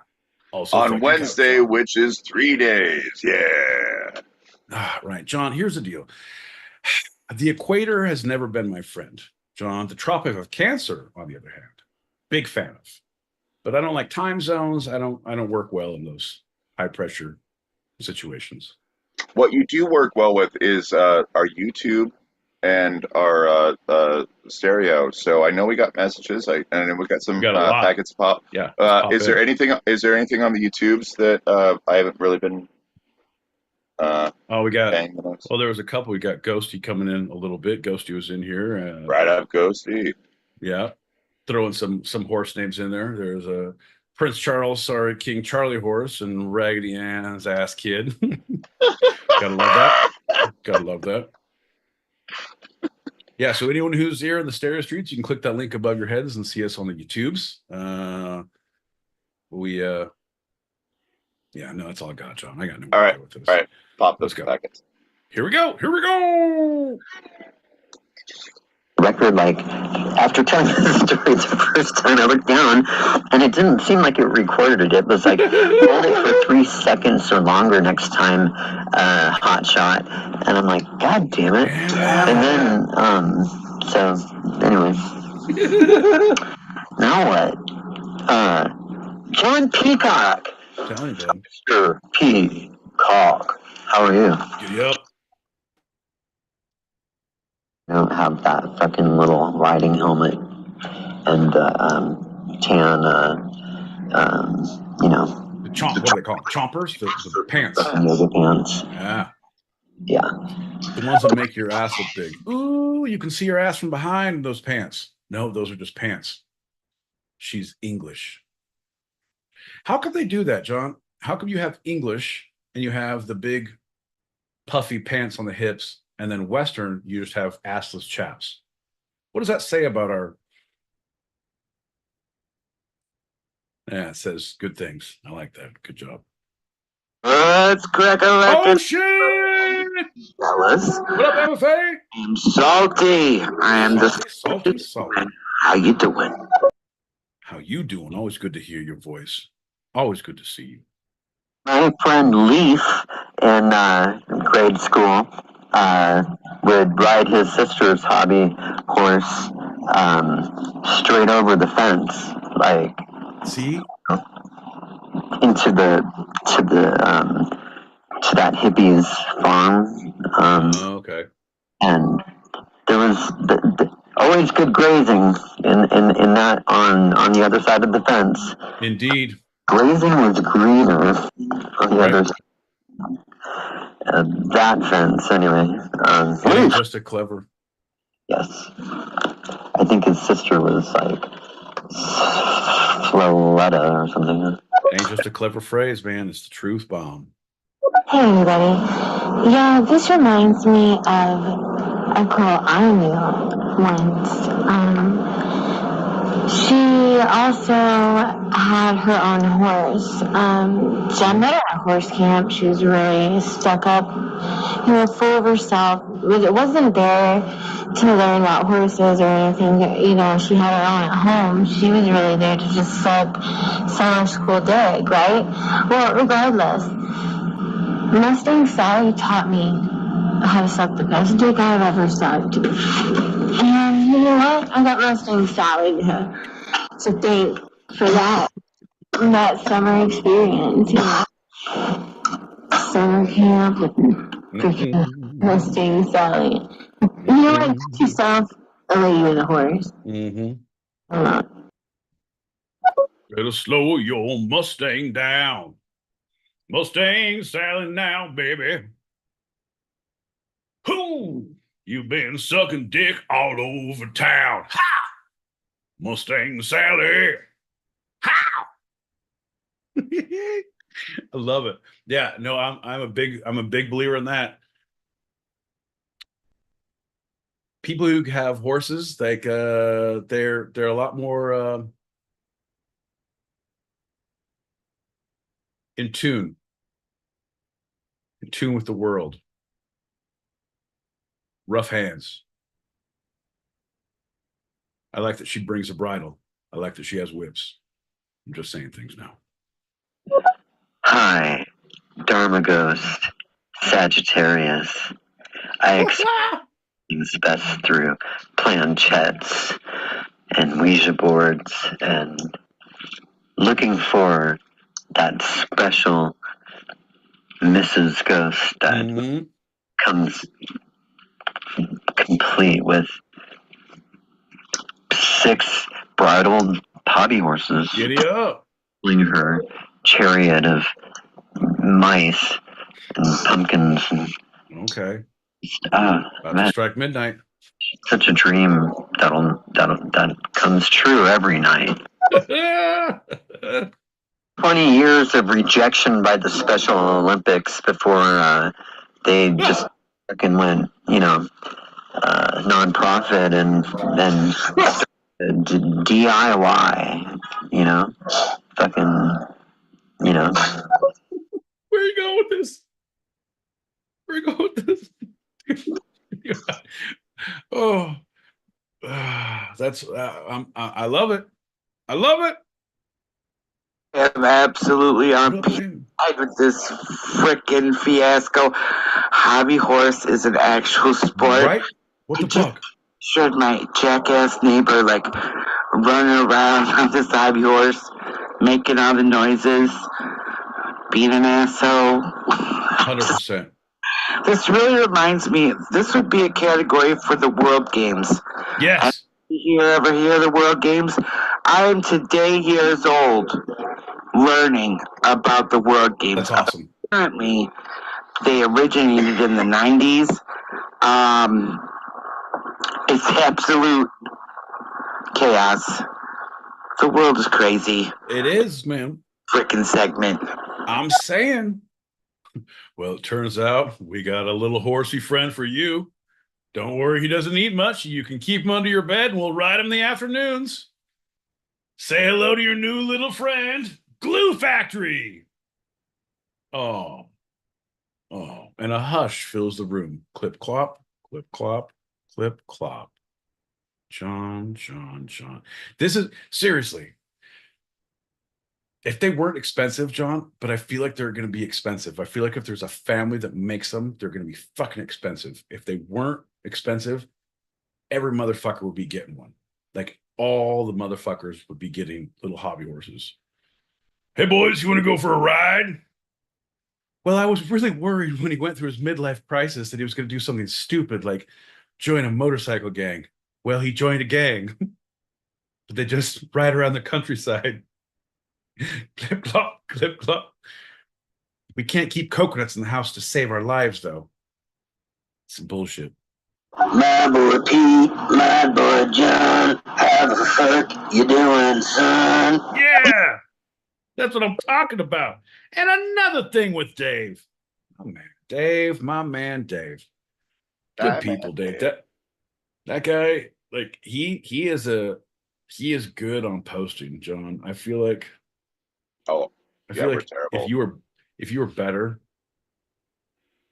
I'm gonna say we. Well, no, I mean, don't peel the curtain back too much. We were better. Right. I mean, but everyone knows I'm great. So the thing is, everyone sees me pulling my weight around here, right? So I'm pretty sure the umbrage is left to you, my friend. Also, I was, on mute through those, but MFA, I'm sorry, salted human, gave a shout out to you. Assaulted human. Gave a shout out to one of my favorite people earlier, and I just wanted to tell Assaulted Human about that shout out to one of my favorite I made a joke earlier that you weren't here for, so I'd like to shout out my joke that you weren't here for. I'm not going to tell the joke. I'm not going to tell it. I'm just going to say it happened. Say it was good. It happened. Shout out to being funny in the past. Fucking John. Speaking about being funny in the past. Don't jump into the camera! That's going to lead us to our next lightning round. It's time to get down. Come on. Yeah. Woo! What's up, John L. Peacock? What's up, my boy Pete? What up, lightning round guy? Hey, man. You know what? How you doing, brother? Oh, another day in paradise, baby. I was just letting the old stallion out for a little roam around the pasture in the back. You know what I mean? I do know exactly what you mean, man. I like to, after I shower, I like to let it breathe, and I call it let the stallion graze, I don't know that exact quote, but yeah, I think I know what you're talking about. Yeah. Yeah. As long as we're on the same page, baby. Woo! You know what? Let's get us on the same page. Lightning round guy, I haven't done this often, but I'd like to do a shot with you. How would you like a little shot? I actually gave up drinking, so I'm gonna get some paint thinner and see if we can make a little mocktail. There's no alcohol in there; it's just paint thinner. As long as we meet in the middle, my friend. I'd love to cheers you. Cheers. All right, you take the high road. I'll take the high road. We'll fucking huff paint in Boston. Here we go. Woo! Cheers. Yeah. To you, lightning round guy, because we had a little spat last week, and I want to make it up for you. This lightning round episode is dedicated to you. This is lightning round guys Q&A. That's perfect, man. I appreciate it. I'm gonna take my seat in the back, and I'll hear you later. Oh wait, you need me around? Oh yeah, no, you're going to do the Q&A. I'm going to ask you questions, and you're going to give me answers. That's crazy. I don't know if he's kind of wandered off. I don't know. What are you saying? We're back. I'm good. Okay, let's go, John. Don't know how good this will be, but I'm ready, baby. Woo! That's fine. I have full faith in you, lightning round guy. Anyway, lightning round guy, first question. Are you ready for the questions? Yeah, baby. I'm like a fucking puppy with two Peters, man. I'm ready to fuck. Let's go. Woo! Lightning round guy, do you watch the Westminster Dog Show? Oh, man, I watch all them bitches. All right, next question. Lightning round guy, what dog breed do you want to win Best in Show that hasn't won yet? A Rhodesian Ridgeback. Them motherfuckers are big, angry looking, and I like that their hair don't stand up the right way. What category are those guys in? I believe it's a big fucking dog. They're up with the Mastiffs, the Danes, Shepherds, and the fuck me. Is that a Malamute? Nope, that's a cookie. I don't know, or an Eskimo. Anyway, it's a big fucking dog. Next question. Lightning round guy, what other animal-focused sport or sports do you enjoy?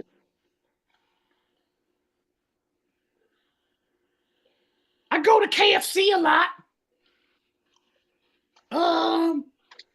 Sometimes when you go to Hooters, if you get 100 wings, the person who gets the one with the feathers wins. And that's kind of like a game. It's animal related. Yeah, no, I'll take that. Final question, lightning round guy. How do you feel? Oh, Yes. I like to go on one night stands with ladies, and I'll put peanut butter on my asshole, and I'll see if she has any pets. Final answer.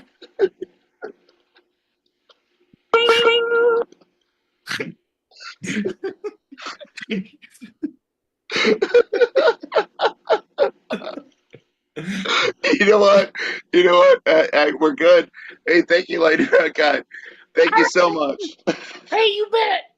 Hey, man, there's paper towels on the counter if you need to clean up after the show, John. Good job. Thanks for bringing me in. Bye.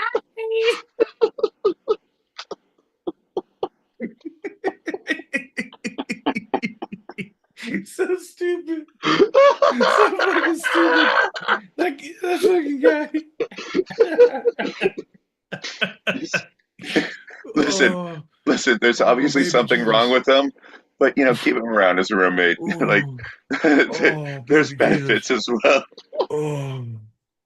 I don't know. He's finally pulling his own weight around here, John. It's about goddamn time someone shows up and does a little fucking heavy lifting. I'm getting tired of him. You know what I mean?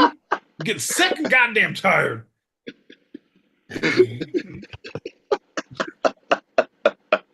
Oh no! No. All right. My repeat. I think you remember. Yeah, you get that shot ready. I'm gonna get mine. We're gonna do this short. Tell the people what they're gonna get. Here's what's happening. John's gonna read. He's gonna read something, you guys. Hey, remember what John did at the beginning of the show? Yeah, he's gonna do more of that, but he's gonna read it from a who goddamn knows where. It could be a note that someone passed him in fucking 5th grade. It could be something he saw in a fucking gas station bathroom on his trip across country in a van. We don't know. We don't fucking know. But he's going to read that, and then he'll set a timer that'll go for 5 minutes, and we'll talk about this thing, and then the timer will go off, and then we'll have a fucking hear me out. The timer will go off, and John's going to play it for a long time because he thinks no one hears and he likes the sound of it, and it's calming. Some people call it annoying. John calls it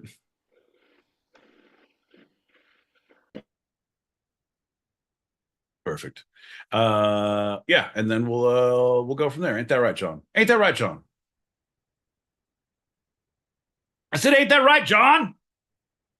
Use your fucking words.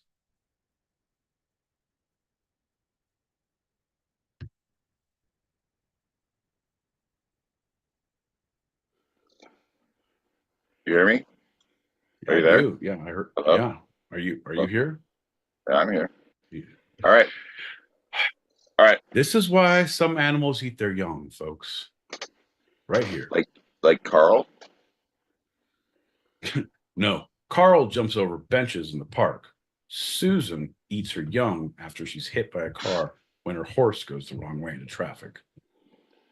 Hobby horse. All right. I'm going to give as my boy Pete knows. You don't have to. You don't. I just said it, John. Why did you make me do it if you're going to do it again? Just fucking get into it, or don't make me do it. Shut the fuck up and read. No, I was giving new information. Everything he said, yes. I'm going to give him the headline, and then I'm going to start the timer. My boy Pete, are you ready for the headline? Jesus, yes. Just fucking put a pin in that. And next time, just say, ready for the headline? Start there. The headline is, there is no short tonight.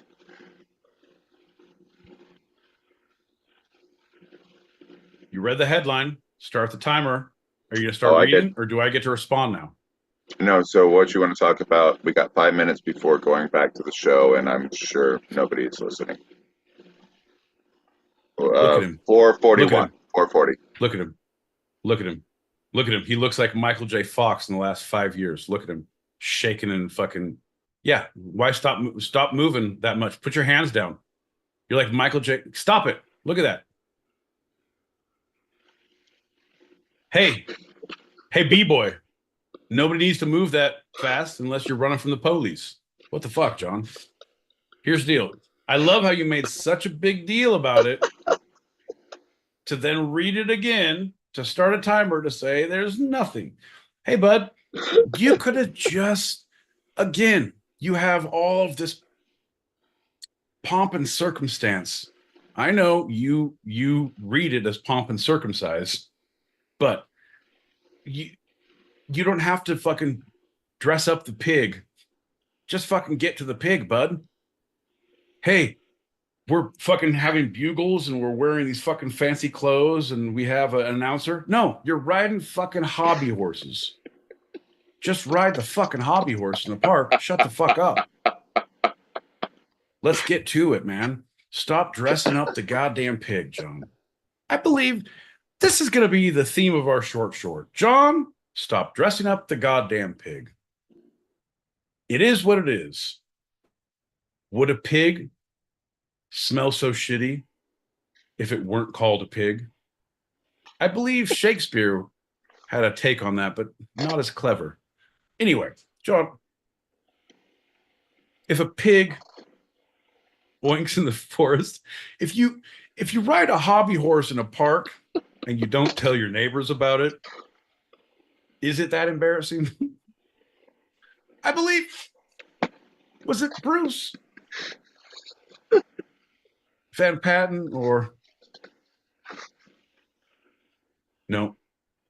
Or Campbell or Willis, who said, if this shin could talk. Yeah. I believe the exact quote was, I can't believe I ate the whole thing. But the person who actually said it can't remember it anymore. Too soon, too late. No, Pete, this is the first. Say what you And want. last. Yeah, no, John, I am. Most likely Here's the deal. at this Number point. one, number one, motherfucker. Number one, don't touch my hobby horse. You'll get it greasy. All right? Your fucking sticky little ginger hands. I see you. Anyone who uses his hands that much, they're fucking greasy. I can tell you're touching everything. The way you use your hands in the show. He's probably right. He's probably right. Yeah. I'm gonna own up to that one. Yeah. You're like, you're high-fiving like inanimate, like street sign. Yeah. Oh, got the whole railing. I touch all the buttons in the elevator. La, la, la, la, la, la, la, la. You in a wet nap? Nah, man. I had a wet dream earlier. I couldn't have another one all day. La la la la la la la la la.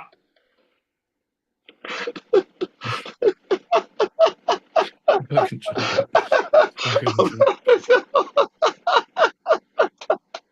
good job. I'm telling you, bud.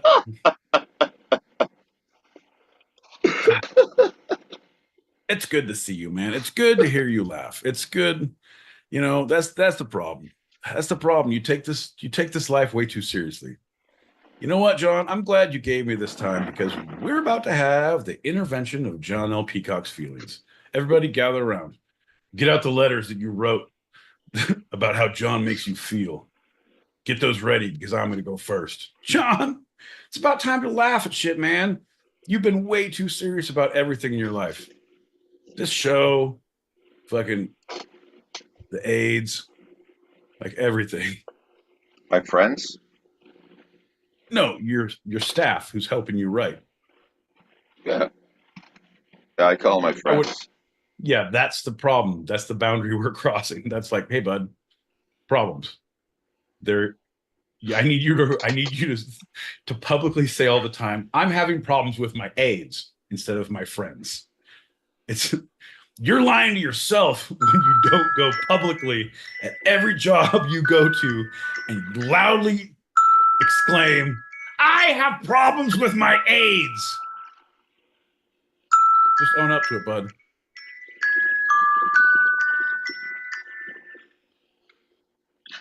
And that, my friends, is what a stroke sounds like in a forest. Is that a bell ringing? Did an angel get his wings? No, my boy Pete had a stroke. The whole left side of his body doesn't move well now, but the right side moves like a motherfucker. Welcome to the party. And we both get canceled because the timing of the alarm made me laugh at your AIDS joke. That's great. Bro, it was a great...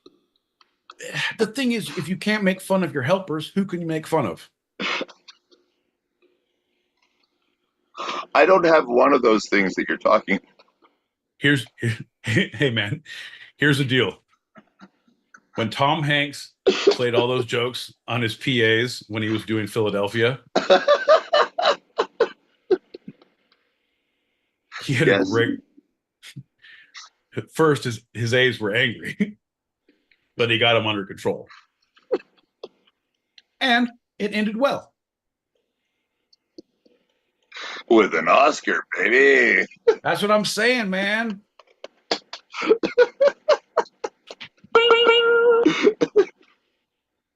I don't know what we're doing here. Oh, we have one more segment. Well, the way I see it, Johnny boy, we've only just begun. Hey, man, you kids ever seen a dead body? Fucking shit. You boys like Mexico.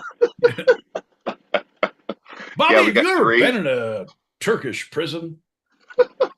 Play those. The rest of them, if you leave more messages, which we encourage, we'll play after like 17 minutes. Like, it's not going to be long. Don't worry about it. Jesus Christ. Why you got to quantify? People don't... 127 minutes. Hey, motherfucker. Hey, shit. What? Hey, shit nozzle. Yeah. No, you don't say that. You say, real quick. Because if you quantify, then you have to qualify. No one likes that. If you gave me a time limit, I'm like, no, I don't. Listen, we can flash fry an entire cow in less than 35 seconds. 35 seconds? I want it now. Aw, John. What we're going to do is we're going to play these messages. We encourage everyone to leave messages because unlike my friend John here, I listen. I hear. John, stop touching your face. Your hands are dirty and greasy. We already know that. Stop. That's how you're going to get pink eye. Fuck. I was following you. No. You have pink eye. John has pink eye. Anyway.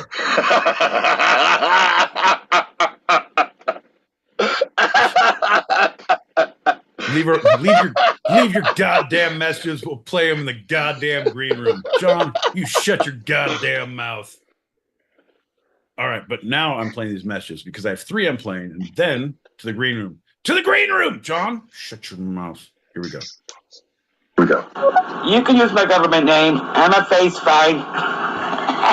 Everybody who knows this voice knows who I really am. Right. I'm just really fucking salty. What can I say? I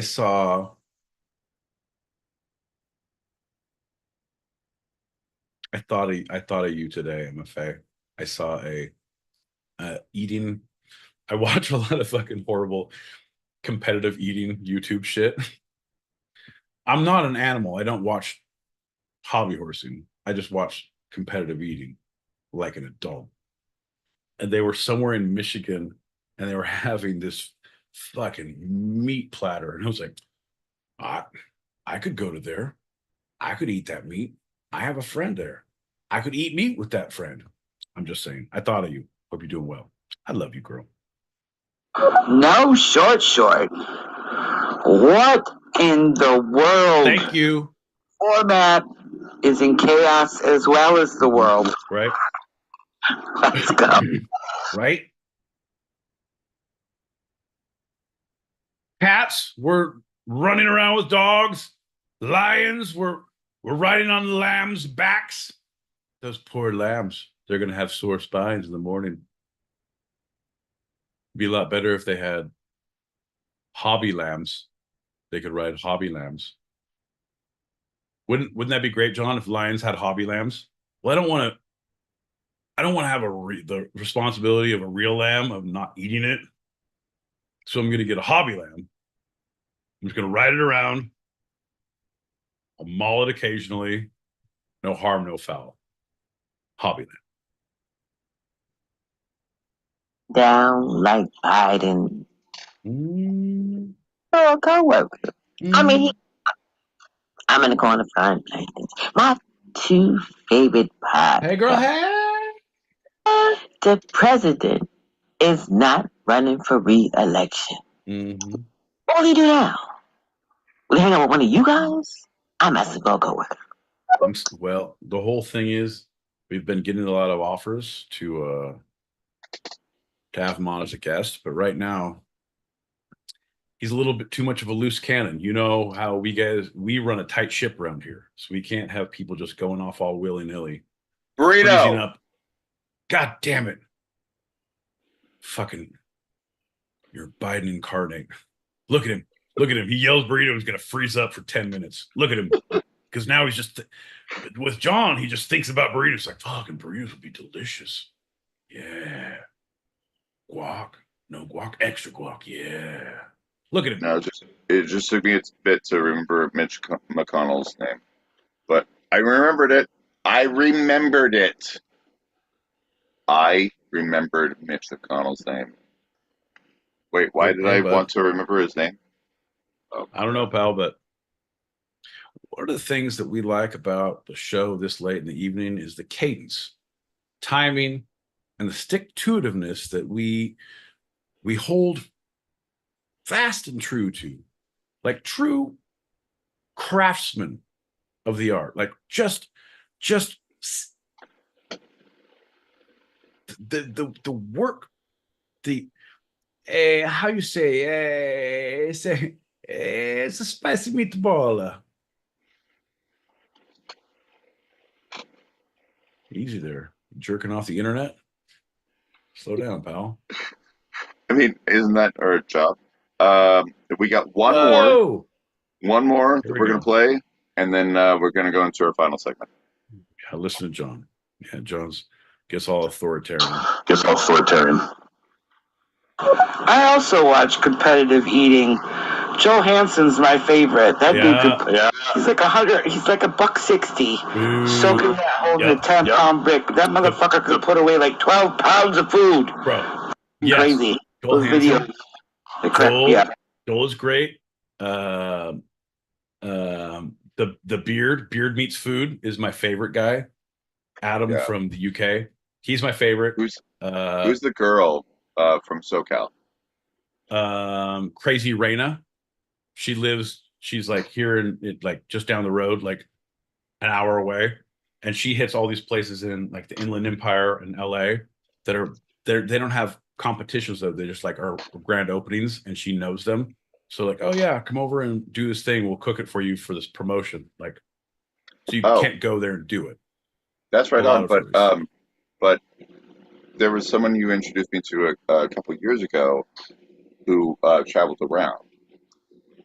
Oh yeah, no, that's Raina. Crazy Raina. She goes to Vegas. She goes to Taiwan. Oh, she goes all over. So she does that in addition to. In addition, she just eats at home. When in home, eat at home. When in home. Right. Well, repeat. Let's do a shot and get into the final segment.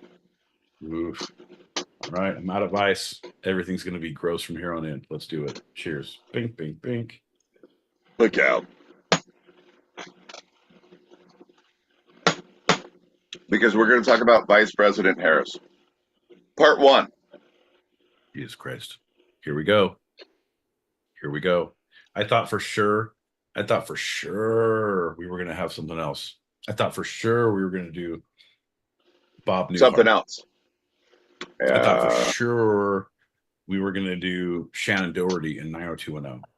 I thought for sure we were going to do that growth that you showed me earlier. That man, you're talking about all the ones that got bumped. You're talking about all the ones that got bumped. It's like when the big celebrity comes into the comedy club right in the middle of it, and you're like, I'm next. Oh, I ain't going. I'm not gonna go. Oof. All right, bud. All right, I'm gonna let you go. I'm gonna let you finish. I'm gonna let you finish. But you know what? You know what? I'm gonna let you finish. I'm gonna let you finish.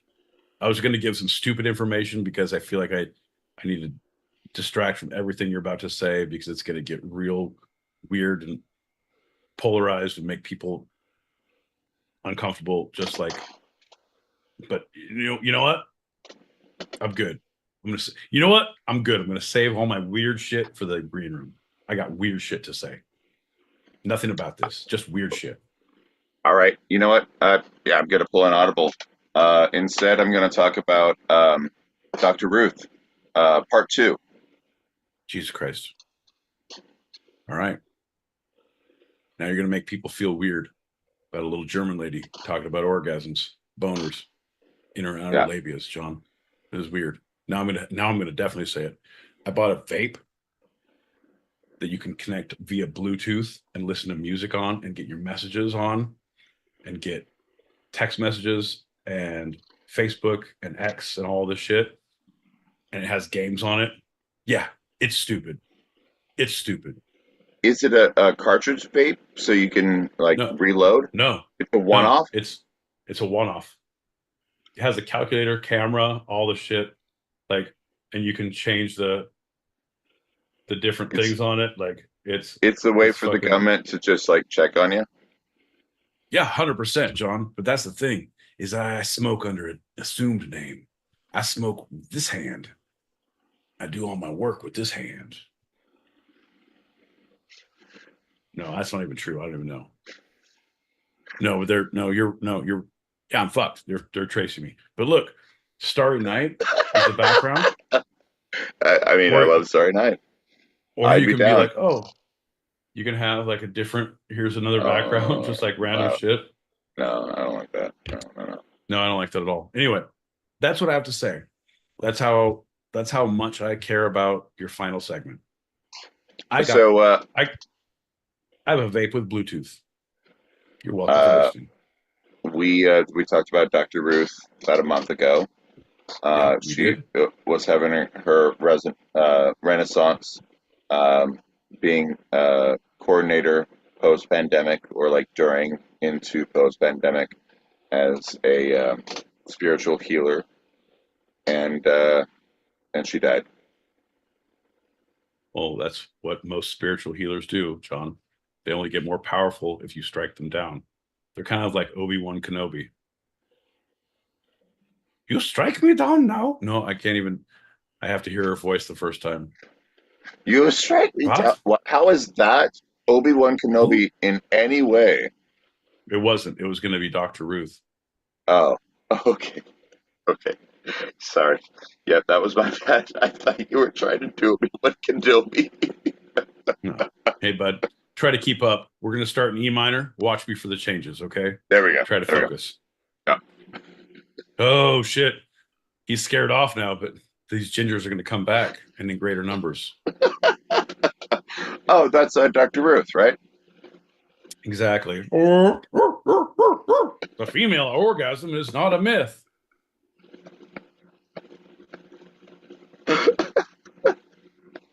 Fucking tauntauns. Am I right? Oh, wait. Those on Hoth. Sorry, I'm mixing the planets. Then I'll see you in hell. No, that's Tatooine, John. Tatooine. It's hot, sandy, and looks a lot like Blythe. That's all right. That's okay. I had the encyclopedia of Star Wars back in the what are they called? 20th century, and so it was before all the other stupid stuff. Never heard of it. The internet? Yeah, me either. No, that 20th thing. How was it? You don't look like you came out of it very well, bud. Looks like it fucking affected you. No, I'm the youngest of 6, and I'm the only one who got out semi unscathed. There you go. What would Dr. Ruth have to say about that? Would she say that it's sometimes a cigar is? Wait, no, that's not Dr. Ruth. It's just a big black. So what I was gonna say about Dr. Ruth is that her death was overshadowed a lot of other deaths, right? And so if I'm actually doing the segment, the segment was just we know who died. Who died? Shannon Doherty. Doherty. Dirty. Doherty. Dirty. That's what I said. I said Doherty. Dirty. Bran. Oh, Bran. Come on. Who else? Bob Newhart. Yep.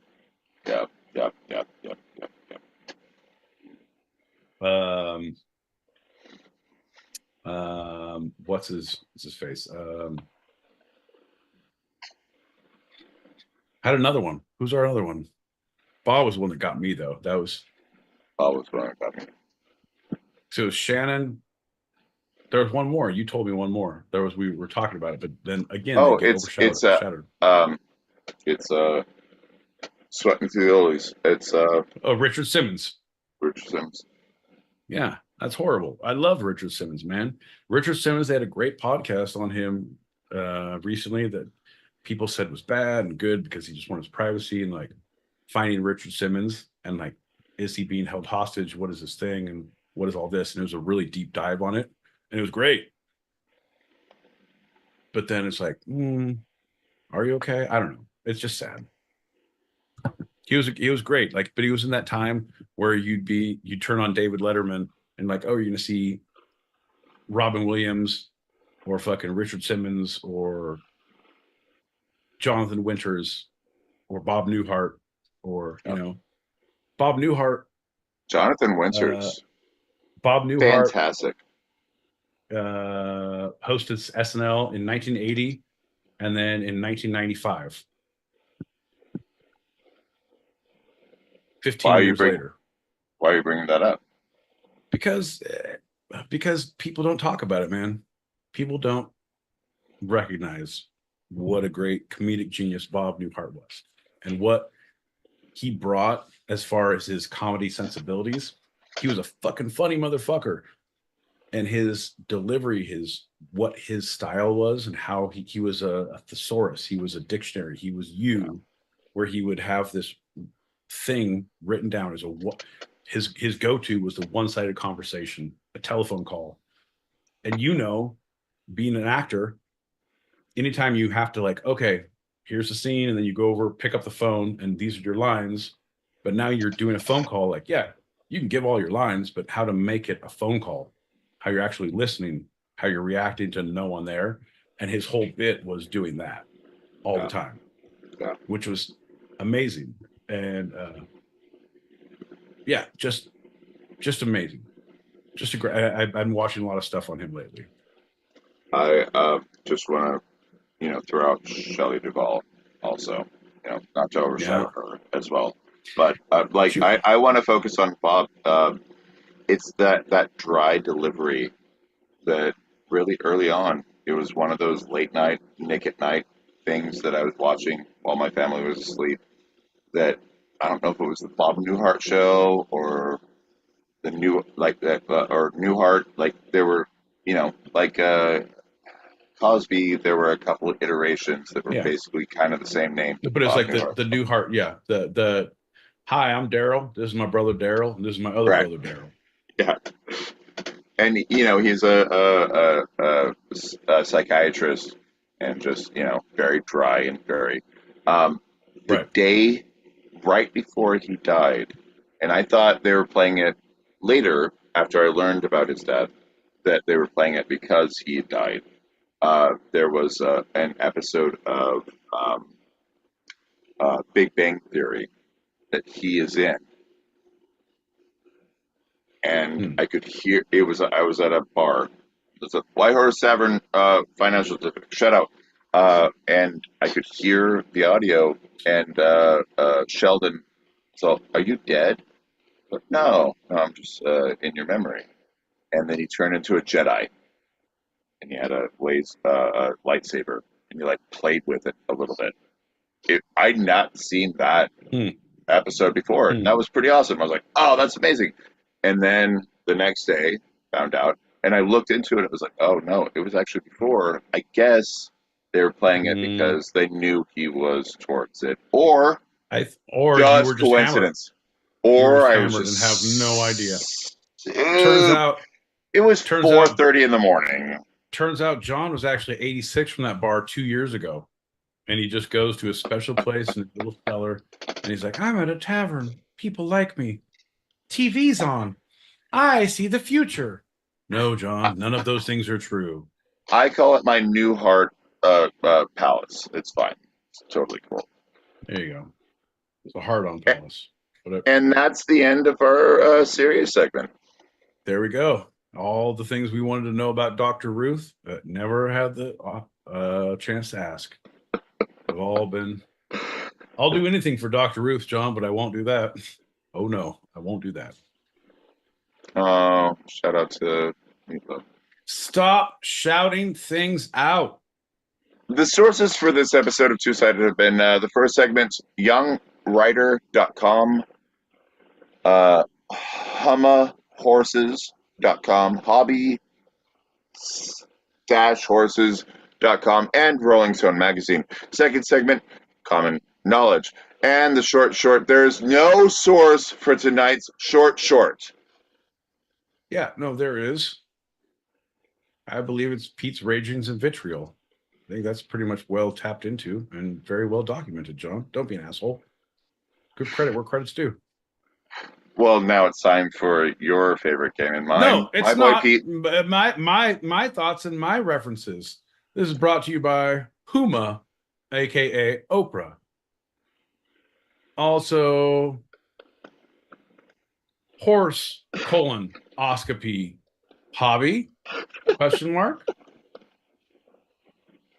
That's where we take a deep dive into the art of horse dressage. Fuck you, John. And what's the through line, folks? It's time for your favorite segment and mine. What is the through line? Where John L. Peacock presents his 3 topics and asks my boy Pete, what is the through line? Well, folks, let's take a hard look at this, shall we? Let's. It's 1. Bunch of fucking assholes who have way too much time on their hands should goddamn pay taxes to get off their goddamn high horses. Number 2, all my genius, all my hilarity, everything I have to offer. Number 3, here's the fun part. Vice President Kamala Harris, aka Dr. Ruth, aka Bob Newhart. So John doesn't know what the third through line is because he changed on the fly and didn't talk about what he changed it to. So this is going to be as fun for all of us as it is for John because there is nothing he knows. So right now, we all win as John loses. So let's take it again. Fucking horsing around. My boy Pete rules. Kamala Harris. Bob Newhart died. Here's the deal, John. The through line is John has given up on life. John just doesn't have time to fuck around anymore. I had a little bit of this in the bag. I had a little of that in the bag, and I don't have time to fuck around. John L. Peacock out. I believe the through line is John L. Peacock out. That's right. My boy Pete. And this, I'm quoting, I have no idea what I'm doing right now. Ladies and gentlemen, boys and girls, your friend and mine, John L. Peacock, surprises us again with his criticisms, his witticisms, his tomfoolery and shenaniganizing. We couldn't hope for more, but we always expect less. John, as always, it's been a pleasure. It's been an honor. I weep for the future. I weep for the present. Well, before we leave, in the green room. Before we leave, is there anything from this episode, My Boy Pete, that you'd like to take a second glance at, a second look, a second thought, a second opinion? This is Pete's Retraction Corner. I will see your ass. Oh, wait, no. No, here's the deal. My retraction corner, John. Yes, I have one. I need to use my time wisely. It is, it's like you're given, the run of the house, or you're at work and locking up, or like you have your own, like you're the king of the castle and you can do whatever the fuck you want, but for like an hour, half an hour, like, oh, and there's other people coming, like, I gotta toe lines again. You know what I mean? Like, it's at that point, like, I'm gonna set shit on fire, take my clothes off and fucking put on the music and fucking smoke all the incense. Like, you shouldn't smoke incense. Like, don't tell my business. I'm running my own life right now. You know what I mean? Yep. When you had no short, John, I feel like I did not run house enough. I feel like you weren't prepared for that. I could have at least stood up and paced. I could have at least grabbed the computer and followed around, done a whole fucking West Wing one shot as it follows me down the hall as I pace. Like, we gotta fucking go, John. We gotta fucking go. I don't know. I'm saying use your time wisely. That's what I did not do. My only regret is not being prepared. But how does one prepare, John? One has to just be prepared. And that is why we drink. That is why we drink. And I almost have it. Hold on. 3, 2, 1. Well, thanks for listening, everybody.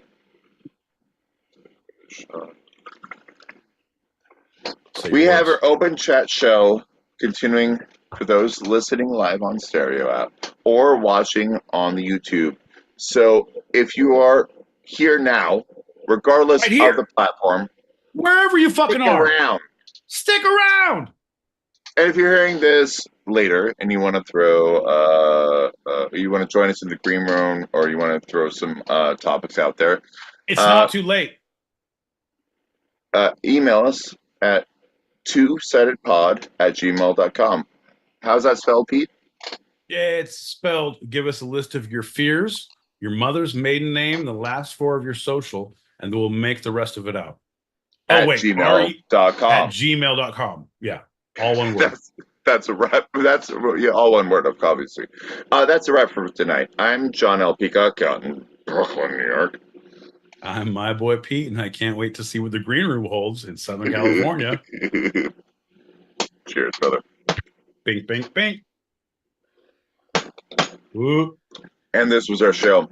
You can eavesdrop wherever you get your podcasts, and even join us live, both on our YouTube channel handle at TwoSidedPod, TWO, SidedPod, all one word, and on the Stereo app every Tuesday, 8 p.m. Pacific, 11 p.m. Eastern, as we talk about the two sides of life, the serious and the fun. Here on Two-Sided. Love you, Pete. That's right, John. That's right, John. You do love me. That's right. All right. I love you too. Whatever. Don't do it.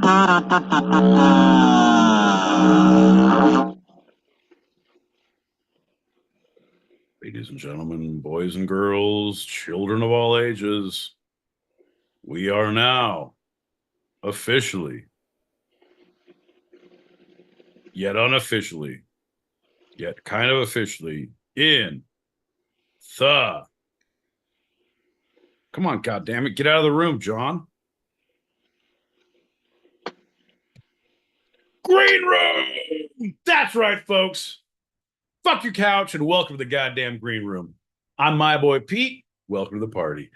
This is where we have a little come to Jesus moment. This is where we think about what we have done to lead us to this point, where life has gone astray and where we have zigged where we should have zagged. Well, folks, if you're here this late, you done a lot of zagging when the zigging was to be had. So we're going to wait for John to get back to I'm exactly not sure what we're waiting for, but we're going to wait for John. And in the meantime, folks, I think it's a good a time as any that we take a break.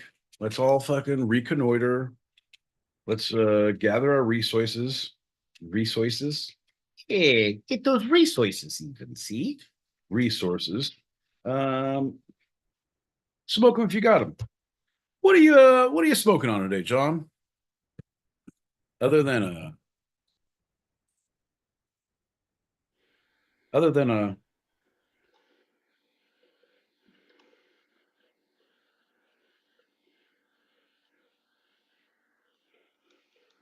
Smoke 'em if you got 'em. What are you smoking on today, John? Other than a I don't know. All right, folks. Oh, hello. That's good. What is the state? Let's ask this. Let's start this because this is a way to go. People will have opinions on. What is the state of the legal marijuana weeds in the state where you live? What is the good? Is there good flower at dispensaries? Is there no dispensaries? Is there only shit flower and good pre rolls?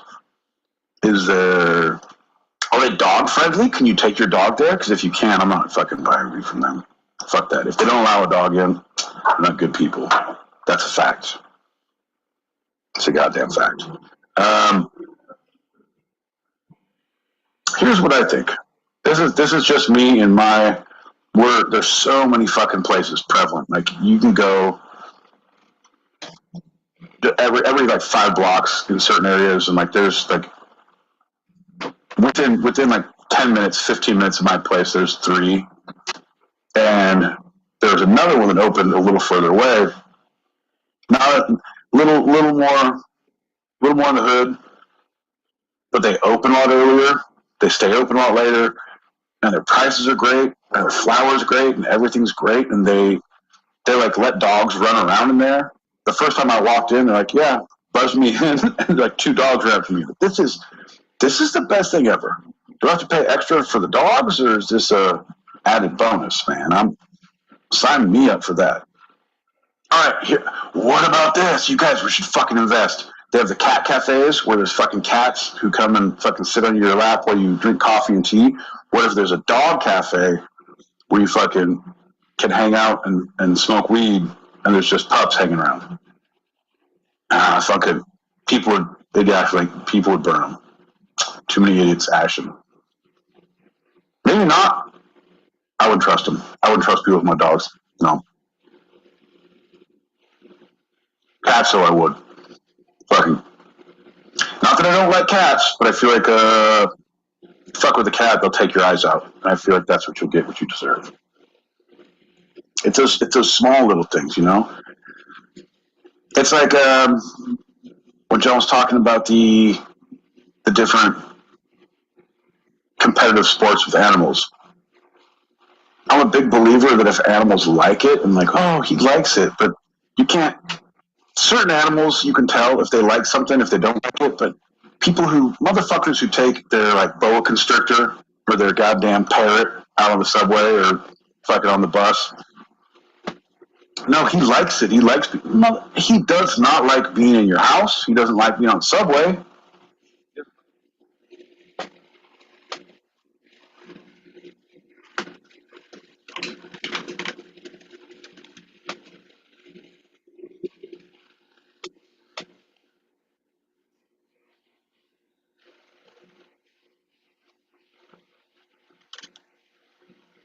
Dude, you are floundering.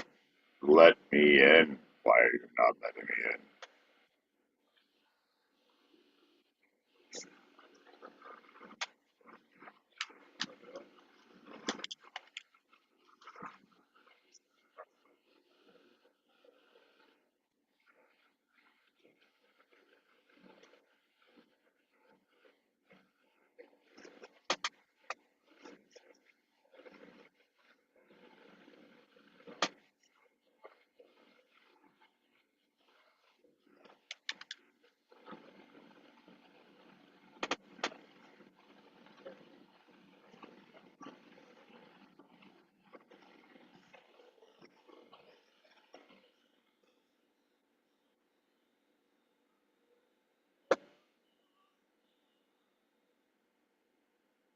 Yeah, so give me the star.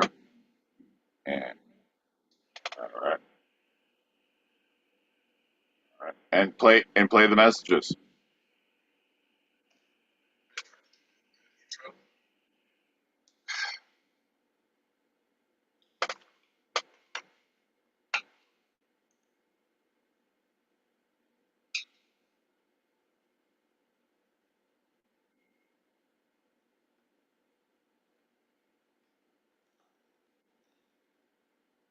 Yeah, it was really fucking funny. So good. So good. Hey, John L. Peacock. Always good to see you. How are you? How have you been? And Pete, my boy Pete. Hello. Love you, buddy. Hello, darling. Thought I'd stop by and say hello. Hello, Alex. How are you? Suffrage Human, Scott, Moni, Lisa, Foxy. How is everybody? Thought I'd stop by and say hello. Hey. Long time no see, girl. Hope you're well. Hope everything is going swimmingly in your neck of the woods. Just another day in paradise out here. Another Tuesday on the Two-Sided. By the way, the hobby horse segment, when he said, hi-ho, hobby, fuck your couch.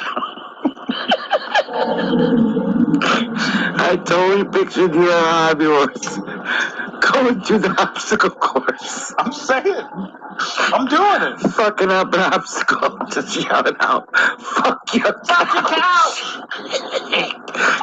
Oh my God, that was amazing. Great show, fellas. Great show. I'm with you. So hear me out. What do you think? Instead of getting the hobby horse that's little and tiny, get the old school, the kids one that is a goddamn broomstick, or make it a broom and just put eyes on the broom and insist I'm a sportsman. I think that would be great. There are, I think, more dispensaries per capita here in Kalamazoo than anywhere in Michigan. I could be wrong, but there's like 37 of them. Kalamazoo is not that big of a fucking place. My favorite is GLC. Why? Because they have $50 zips. Not shake, actual bud. And it's good bud. Knock you on your ass, bud. I'm not a big fan of the pre-rolls because it's usually shake or trim. Not a fan. You know me. I like the buds. I like to roll me some joints. I'm loving the fact that there's dispensaries absolutely fucking everywhere. 100%. Totally amazing. 100%. That's why I love it's like supply and demand, because now you have it. There's people competing for business. They want to get better. Like either they have to drop their prices, which they're going to hit a certain point. You can't drop anymore. You're going to get just fucking here's the scraps, or you have to make your shit better. And then you're like, oh yeah, you'll pay $50 for 5 joints, for 6 joints, but they're fucking bangers that are stupid, that drip with, yeah. And these ones that I'm hitting now, they're so great. They're called sluggers, and they come with little trading cards. So I'm now collecting fucking weed trading cards. Yeah, I gave up baseball and football because I'm a fucking adult. I collect weed trading cards, motherfucker. What a world we live in. Dude, you are floundering. Let me in. Why are you not letting me in? I like when he says I'm floundering. This coming from the fish of the sea. Ah, the elusive peacock. He's either getting changed or doing God knows what. Mm-hmm. He's in the listeners listening. Right. He could be doing anything for all we know besides listening. Who knows? I don't know. Taking a shit. Thinking. Yep. Yeah. He could be taking a shit in a box and putting it on his neighbor's stoop because they're having a horrible neighbor war. And he's like, I've had it up to here with their goddamn music. I'm shitting in this goddamn box and leaving it on their porch. I don't know why I gotta take it to the next level. But I feel like John's an outward thinker like that. Oh shit! What? Oh shit! Show your ass! Yeah, there it is. Now you're talking my language. Somebody fucking comes to party you goddamn gets me. Right now, John, I've been yelling at the ether. It's a blank screen on the fucking internet. I don't know what you're doing, where you're doing it from, but your camera's not on. And people just see my goddamn beautiful face. It's right for everybody. It's not right for the world. My guys. Sure. My guys. I'll tell you what I've learned recently, and that is that the Wi-Fi connection and the internet connection in my local accident emergency urgent care unit at the hospital is woefully bad. Don't worry, I can't tell you what the injury was. All I can tell you is I'm fine, and it's nice to hear your voice. Sorry that I missed the beginning bit. I'm sad I missed Bob Newhart, but I'm pleased to be here in the green room. I'm finally back home. Love you guys. Thank God. Thank God you're home. I'm so glad you're home safe. There's nothing worse. I mean, I heard it's not good over there. Like we think it's bad here in the U.S., but I heard that yours are not good, the urgent care and ER. So I can't imagine the fucking wait time and all the bullshit. I'm so glad you're home. So glad you're safe. I'm so glad that the other party is not pressing charges. And well, fuck them if they can't take a joke. But it's a small price to pay to see the ER. You know what I mean? Good on you. Glad you're here, honey. Mwah. Whoa, whoa, whoa, whoa, whoa, whoa. What are you talking about? You're an adult, so you gave up baseball. I collect baseball cards. As a matter of fact, I just pulled a 101 printing plate of Mike Trout not too long ago. Okay. Yeah, man. Mm-hmm. So, yeah. Okay, so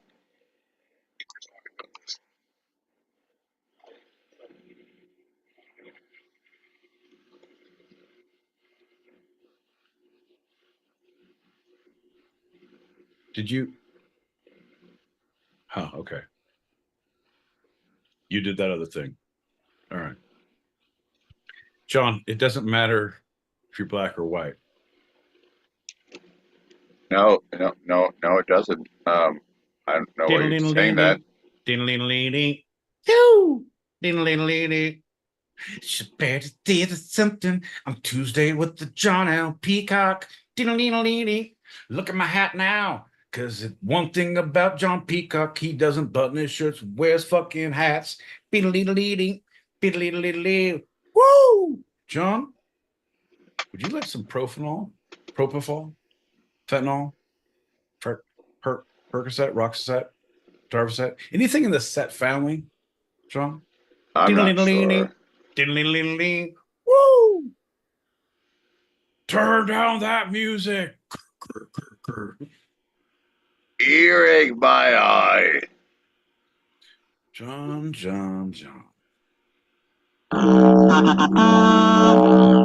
Nope.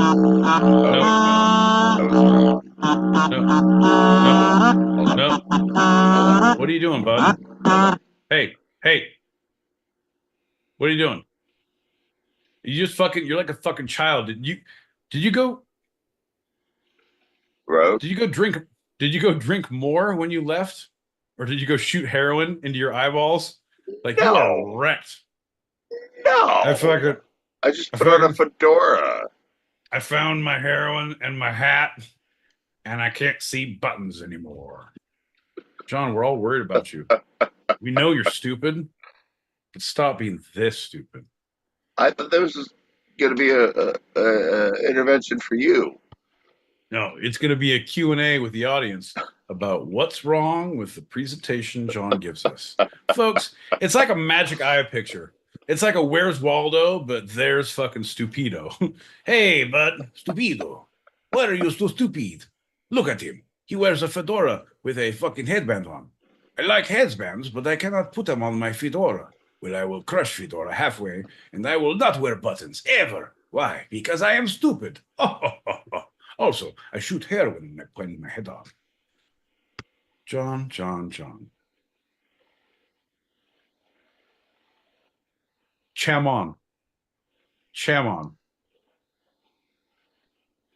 He.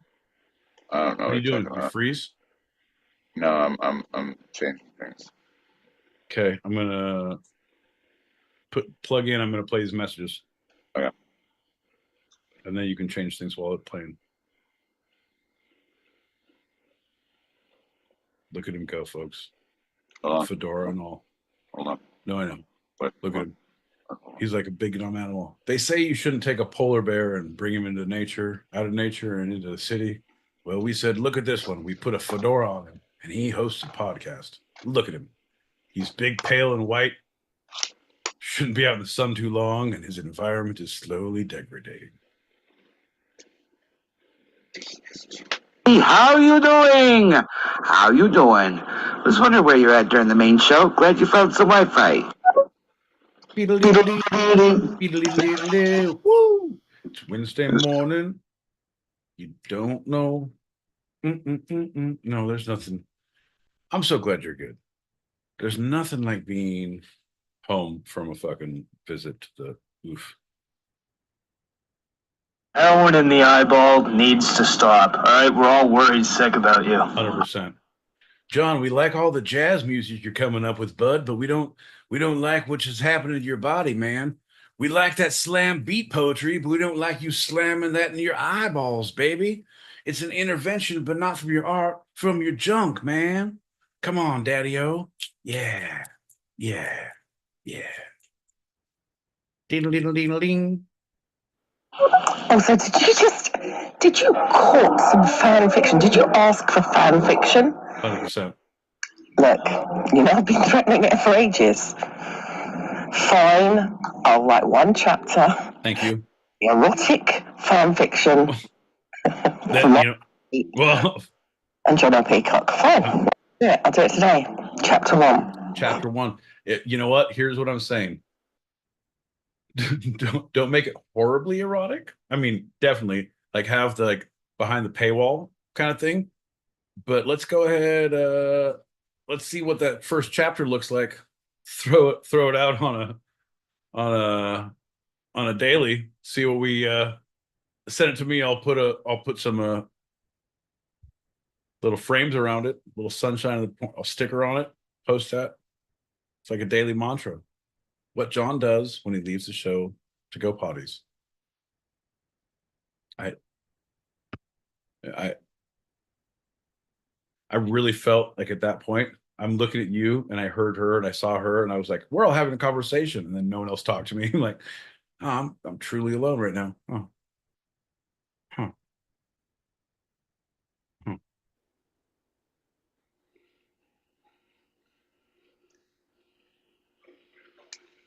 Don't call stink eye. So we just need to start doing booty bumps. That's what I've been saying.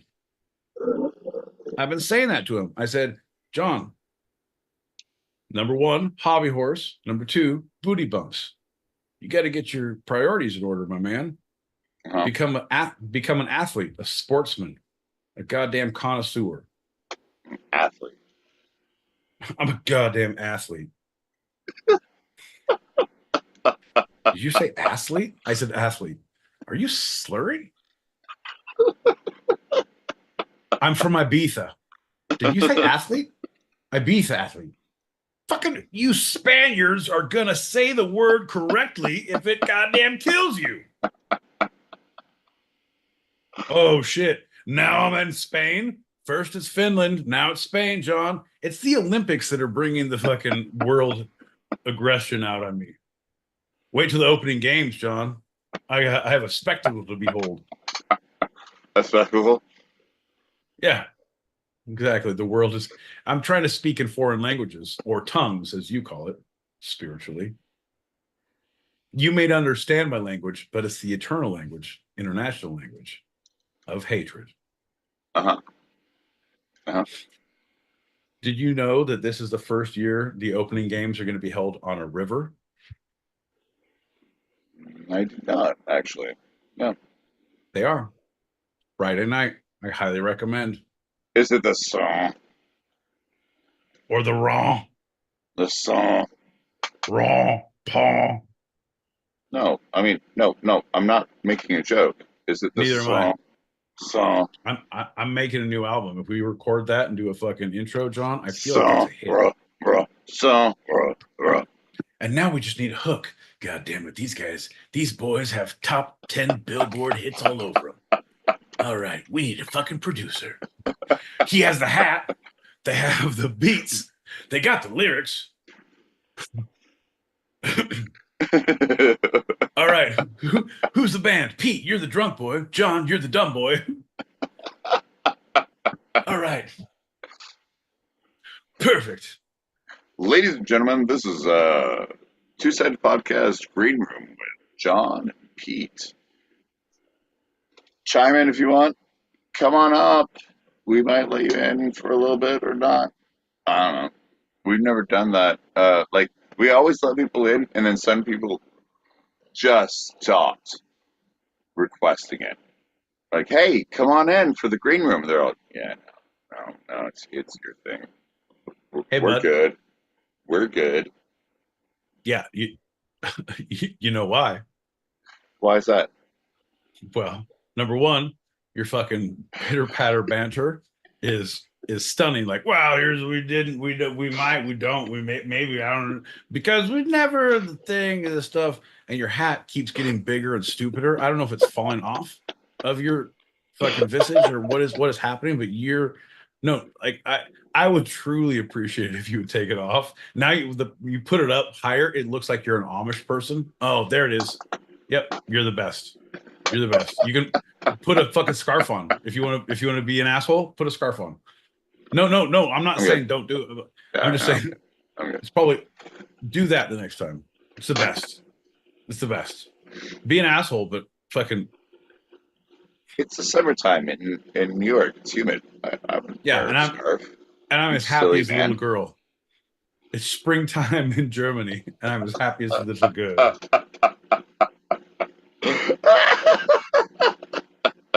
Hold on, John. Are you playing that? Yep. Am I what? You playing this? One of these? One of these? This is where I sing. Oh, there. Is this? Oh, right now? Should I? John, are you nodding? Yeah. I think yeah, right now? Yeah. Oh, the message. Sorry. I'm running through and pushing. Nope, that's not it. Head nodding back. Nope. Gonna play the message now. Here I go. Okay, go.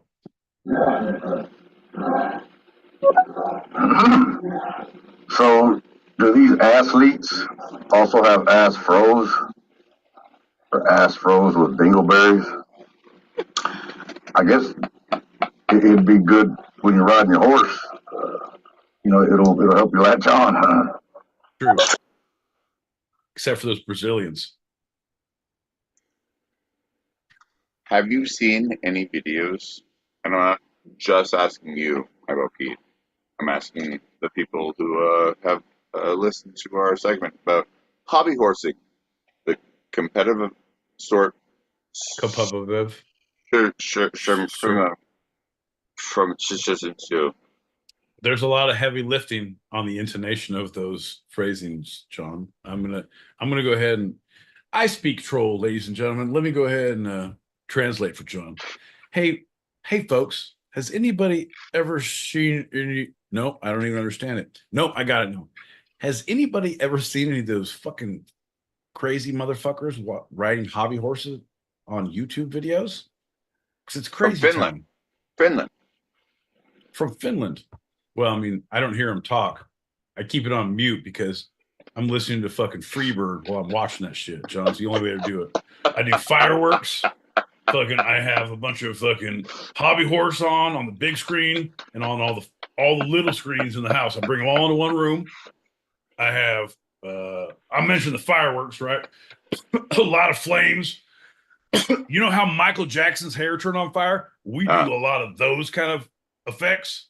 And Freebird. Just on repeat as loud as it'll fucking go. That's how I get down, baby. I do Live and Let Die so that the fireworks only happen towards the end of the video. I do Tromping Through the Tulips by Tiny Tim. It's a little crazy. And people think I might be a serial killer, but you know what? Hey, to each their own, am I right? Well, yeah, but I mean, if you want to get serious, it's Tiptoe Through the Tulips. That's fine. Holy shit. Johnson, can you believe what we see? We kicked in this guy's door. His body's lifeless on the ground. Tiny Tim's Tiptoeing Through the Tulips is playing on repeat at the top of fucking speakers. It's on 11. You'll know what that means later. And fucking hobby horsing is on. Fucking Johnson, I've never seen a fucking whore. The tulips, the tulips. It's a big jump by the 12-year-old with the fucking Bessie glue. Such for John, here's the deal, folks. This is what we're going to ask. Here's the next question. We're going to play these messages, but the question is, and everyone think about it, not if, but when you all receive your hobby horse, when you receive your hobby horse, what will you name it? Everybody name your hobby horse. Let us know. John would pop these packets. Everybody think about your goddamn hobby horse name. John, you too, motherfucker. You're not off the goddamn hook. This stable, everybody rides around here. Two-Sided Pod, the erotic novel, Chapter 1. John L. Peacock undid the 6th button of his shirt. The room in which he did his live podcast recording, 8 p.m. Pacific, 11 p.m. Eastern, 4 a.m. Greenwich Sandwich Time, was a private spot. Maybe it was a tangle of old wires plugged into nearly obsolete technology. Maybe it was the undeniable sexual chemistry between him and his co-host, my boy Pete. His nipples hardened, with sweat. Fuck that. I'll be right back, he said to the listenership. Tune in for more. Jesus Christ. Jesus Christ. You think you're excited? You could drown a toddler in my shorts. Holy shit.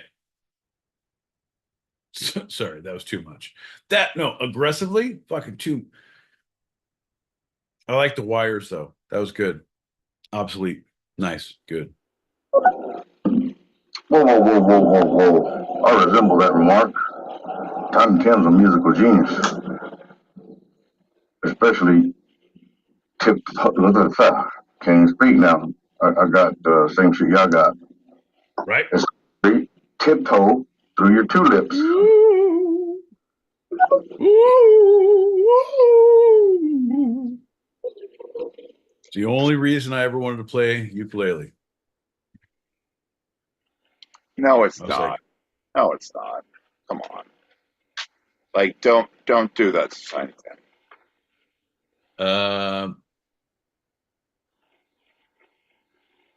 No, it was really, I like to use little tiny silverware as well.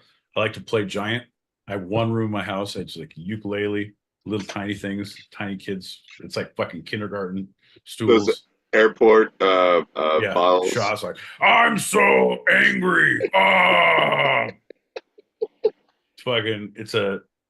It's a phone that's the TV, but it's on a tiny little stand from Barbie. I'm just angry as fuck, John. It's awesome. Oh. When they say, who's the big man? I'm the big man.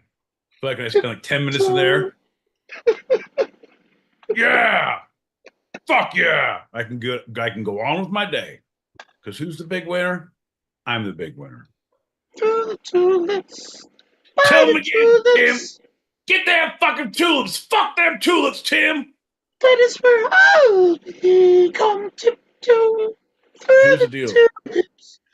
I have never, ever in my life met a Tim who likes tulips.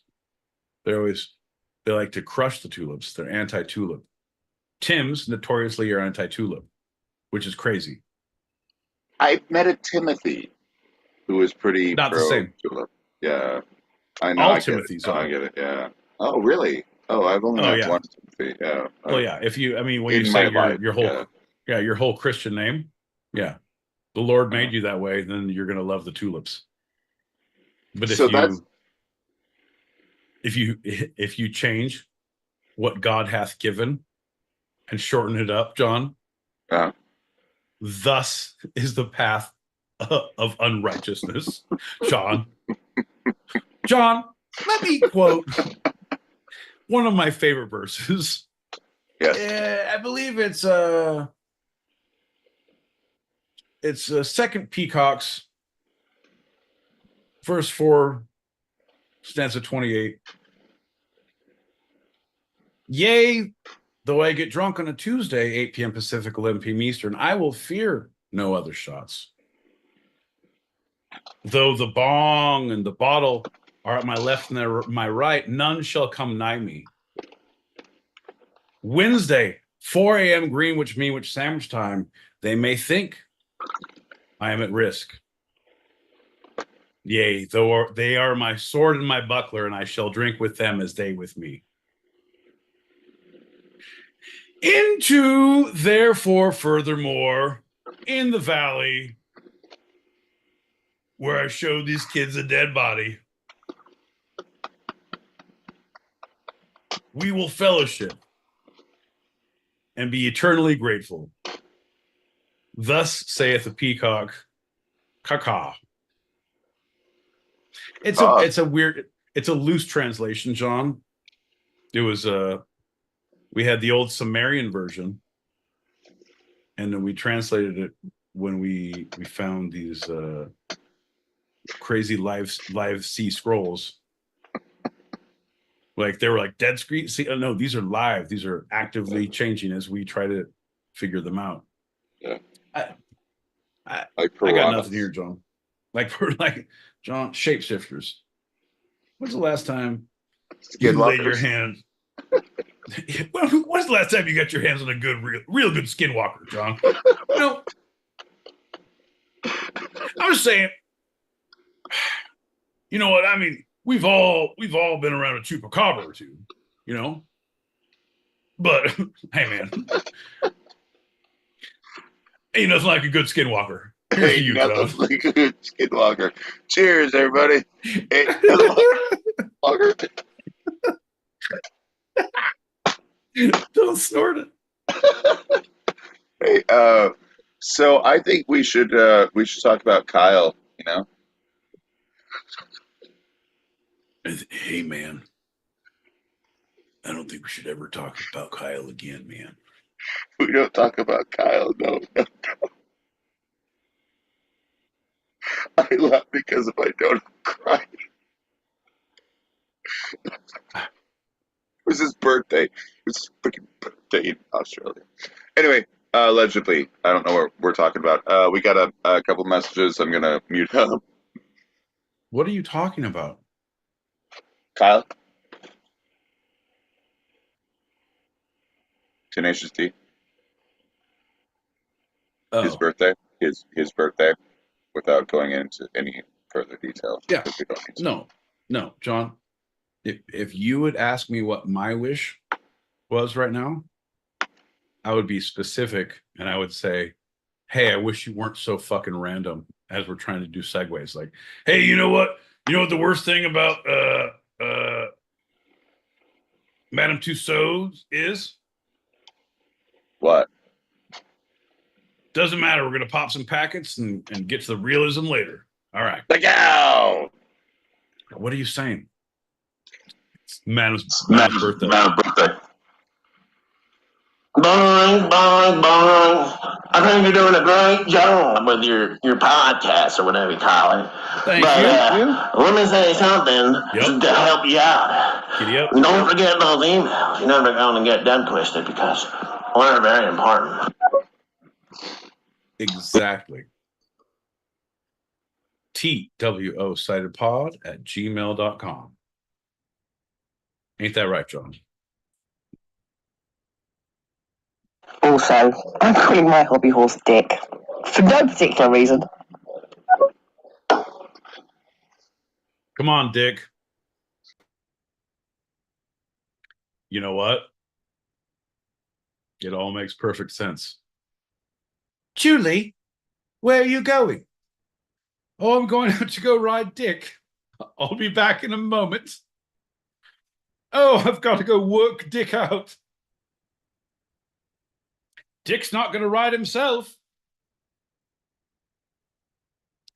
Here's the deal. One thing I know about Dick, got to ride him hard, put him away wet. Jesus Christ, Julie. It took me way too long to think any of those. Like, what do you mean? You mean Dick? Until I started talking, like, oh, boo. I'm an idiot. You're a goddamn comedic genius. I blame it on heritage. I truly believe that heroin. John is shooting heroin in his thumbs. Shit. All right. Anyone who's watching YouTube likes to play a little game when John's on mute and tries to talk to us and then use his hands. It doesn't work because he's on heroin. I don't know, man. I just read the room like it is, John. Don't look at me. Just because I have a voice that... Shh, quiet, little bird. Quiet. Everything's coming to roast. I don't know who Kyle is. Right? John's laugh brings me back. Right? Fuck John. 2 thumbs up for the fan fiction. I'm down. I want more. Yep. Great, fellas. Awesome green. My pillow's calling my name. Yeah, Have a girl. good night. See you next week, fellas. Love you. Bye-bye. Good night, darling. See, I'm not the only one. I don't know who the fuck Kyle is, but you laughing at your own shit makes me laugh my balls off. Yeah, no, I just want to chime in. If she's sending out, love you so much. That's all. Oh, you're good. Yeah. Do you want anything else you want to say, John? I like Chinese. Yikes. Like Chinese. Mm-hmm. Come up to your knees with a cute and a cuddly, and you're ready to please. I just watched Don Rickles and Bob Newhart were best friends, and there's a special that Judd Apatow did about them, and he interviewed Bob Newhart like in the last couple years, like year and a half, and like went to his home and like met with him and his wife, and they talked about Don and like how they were complete opposites, but so they like that was like, oh, that's probably why they were such good friends, because neither one could ever steal or feel threatened by the other one, but they were both at the top of their game. And so they were playing clips, and Don was like, comes up to like, he's like, I mess with everybody, I don't care, black, white, purple, everybody. He's like, you, hey, and he's like, you're black, right? He's like, yeah. He's like, see, I noticed. All right. Like, and then he goes over. He's like, hey, how you doing? Japanese? He's like, oh, Chinese. And he's like, yeah, sure. Everybody's Chinese after the war. Holy shit, dog. Oh, wow, yeah. Like, Macau, hey. Right. But he was doing that, and they showed home videos because they had Bob Newhart and his wife and their son at home on the couch, because the Rickles and the Newharts would vacation together every year, like twice a year, and their kids were best friends, and they'd go to all these places. So on these home videos, here's Don Rickles like just fucking with natives. I'm like, oh, this is where we're in Thailand. He's like, look at these kids. I stopped over here 10 minutes on the way home from the war. This one's this. Here they go. Come on, kids. Come on. Like up to the camera. Like, holy shit, just busting balls all the way, the whole time. And Bob's like, hey, I'm more subtle. Well, and that was his whole thing was like, it was, they moved in like 2 blocks away, like a year before Rickles died. And he's like, it was the best place in the world. He's like, well, if you like to wake up in the morning and be insulted first thing, it was great. But everyone like talked to was like, it was like a badge of honor to get roasted by Rickles. Like it was like, yeah, of course. He would add, oh, you went to college where? What about you, Ed McMahon? He's like, I went to nobody cares. Shut up. just busting balls, man. Like, and there was a fine line to it. Yeah. Not hateful, but aggressive. Right. It's the joke, but it's not personal to you. It might be personal culturally, but it's not personal to you. And that's the joke, right? That's where he was going. And it's a bit of satire at that point. Right. And that's everyone, like, I don't know, you look at that, because I have a big problem with that. You know, everyone looks at, I just watched the new Neil Brennan stand-up special, and he's talking about because his last one was all about depression and how he's working through it and his whole thing. And he's like, hey, everybody. So anyone who come to the show and brought a friend and you're on that horrible depression cycle and you're looking for an ally, hate to break it to you, feeling pretty fucking happy lately. And so his show's not about depression, it's about like more modern mainstream. And he's like why is everyone looking at the clowns? Like, well, we can't trust them or them. Like, what do the comedians think? Clowns, what do you have to say about it? It's like, why the fuck are you asking us?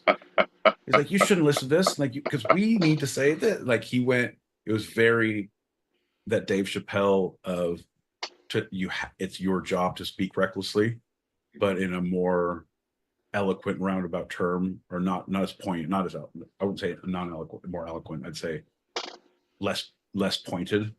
Right. Yeah.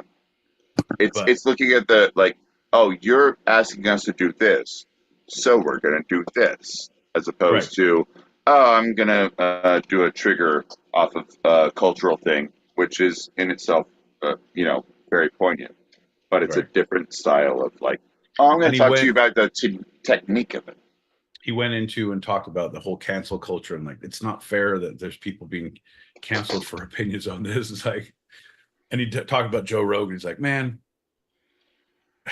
Joe, yeah, here's the deal. Joe does like a fucking 4-hour podcast. You're going to slip up and say something stupid sometime. And most of the time, Joe's just like, really? And like, just because you don't, like, no, motherfucker, that's wrong. He's like, really? Because it's 4 hours, you're going to get in trouble for like letting idiots talk. Like, it was really good. Yeah. Highly recommend looking at that one. It was pretty funny. We don't know anything about that, my movie. No, John, here's the deal, bud. I believe idiots we need a soapbox, bud. And I'm not saying that we don't have one and we haven't had one. It's not a big one. It's fucking aggressive. Fucking takes up most of the carpool lane and probably the shoulder, the median. It's a nice grassy strip of median. We fucking took that shit over. Soapbox style. Why? Because we're stupid and we need to be heard, motherfucker. Listen to me now. Hear me later. And we're only 3.25 hours in. That's it. Not 4. So we're fine. I don't know. Again, I'm not sure what you're talking about because I'm just in the middle of setting my soapbox up right now. 3 and 4 hours don't. Is it Kyle's birthday? Are we going back to Kyle's birthday, John? Non sequiturs are not helpful. Non sequiturs. Bud? I call them sequiturs, but Joe's podcast was 4 hours long. That's what you were talking about. All right. Gotta have a fucking safety word. Banana. Sequiturs. Banana. Fuck your couch. No, use that to him too often. Shit, fucking cops are here. Nope. Soup. No, I would go for fucking some soup right now. Actually, yeah. A nice bisque. Could we get a large bisque for the table? 17 spoons. Thanks. And then, no, John, let me finish the fucking joke. You want to jump in on this? It's a funny. I know I'm setting the table, John. It's me, you, and 15 of our closest friends at a table, right? Yeah. Can I get drinks? Like, we're all looking water, because they're all not like. We're just trying to it's a pitch meeting. I don't know what it is. I'm just here for the conversation. John, no, we're not ready to order yet. But could I get a large bisque for the table? 17 spoons. And then, John, when we split the bills, like, if you touch the spoon, you owe me $4. I just moved it out of the way. You owe me $2. Yeah. Did you smell your friend's breath? You owe me $1. That was delicious, and you owe me $1. John, we ordered bisque for the table. We made $37, and we had most of the bisque. We have to go out to dinner with these people more often. as a devil's advocate, I went out to House of Bisque in the No. Bisque district. Oh, it's my Bisque, Bisque, Bisque. Oh no, it's like, hey, Bisque! Exclamation point, question mark? Bisque? Oh, that's the one that's a little spooky. It has that Cajun feel. It's down in New Orleans where they have the ghost tour, and it's called Bisque. It's crazy town. John, I wouldn't go there. Not after dark. I get scared of things like that. I just go to Bisque. It's a hyphenated. It's bright and cheery. They do a lot of good brunch. Mainly brunch and lunch. They close at 3. Cash only. AM or PM? Where did you go? It was karaoke in K-Town in Midtown Manhattan, and every person. It was for my birthday. What kind of biscuit did they have? Wait, when did you have a birthday? A couple months ago. Don't worry about it. No, you didn't. I had a birthday. Yeah, we had one around the same time, but not at the same time. Yeah, why are you gonna talk about shit like that, John? You're So fucking bringing up past shit. So I had what kind of biscuit they have? A lot of friends showed up, and many of them were there through the whole thing, from the beginning to the end. A bit of them were not, and I was charged for all of them for the entire time. So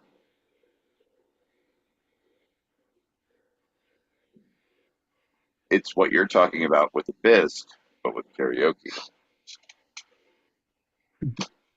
You're an idiot. Oh yeah, for sure. Right? No, 100%. Like, you're a grown ass man that you have lived long enough. They're like, yeah, I'll go ahead and put my card down. I'll do the thing. It's my birthday. I'll take myself out and do my own room and thing. Motherfucker, you're an idiot. You know how this goes. When they say, oh, can we hold, if there's more than 4 people, and like, can we hold a card to hold the tab?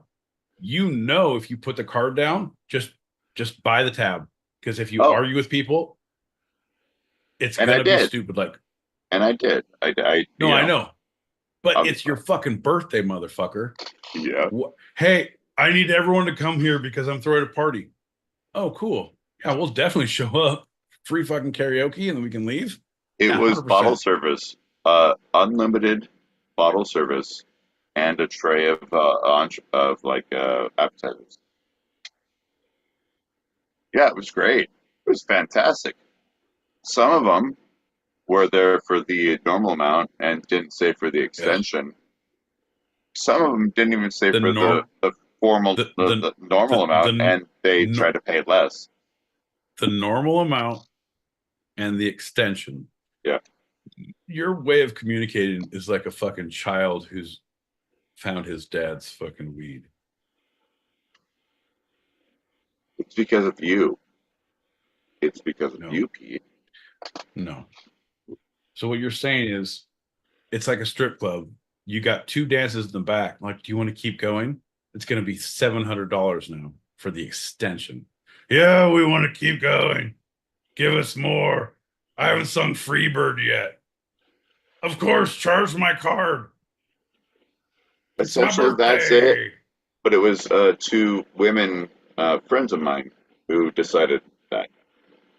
Yeah, but John, again, of course they did, because they don't have their cards on file. Exactly. Bro, I want to shake you like a fucking baby. Like, are you an idiot? Are you an idiot? Bro, have you no, actually, no, I was going to say, have you never had a high school party? No, you haven't. No. Where you buy a keg, or a college party where you buy a keg and like, hey, we got to make money back on this. So nobody gets in without $5 for a cup. And like, if someone loses their cup, sorry, fuck you. It's $5 for a cup. And the cups are money. So you have like 2 people holding cups and their pockets are full of money. And like, people are trying to fucking hit out of the keg. Like, oh, you can hit out of the keg. Give me $2. Give me $1. You can drink as much as you want. Like beer keg stand. You can do keg stand. Sure, $1. Give me $1. $1 for a keg stand? Oh, dude. I'd drink 2 cups worth with that. That's the best deal Most ever. people can't. Most people can't because you're hammered and you can't hold up yourself up that long. Oh. So I'm no just one's saying, holding me up? John, oh, never mind. If no one's holding me up, that's different. Hey, dummy. I'm just saying, the idea, you got to make your nut back. You have never been in that situation. Like, of course I'll fucking burp. It's my birthday. I like booze. I love appetizers. You guys heard me sing Candle in the Wind? Well, I'm going to fucking wow you in 2 seconds after I pay the $700 tab. Jesus, John. It was $1,000. And none of your people. Yeah. I know, but you paid $1,000? No. Or was I paid a little over what everyone else paid because. Oh, then you're being a bitch about it. No, that's what. Yeah, no. It's friends. Obviously, they paid what they thought they should pay, and I don't feel bad about it. It was in reaction to you. You're being a bitch. Pop the packets. Don't be a bitch. Shh. Quiet your mouth. Well, of course, my hobby horse is going to be Trader. And I will be the artist formerly known as Cunty. My new name will be Long Dong Silver.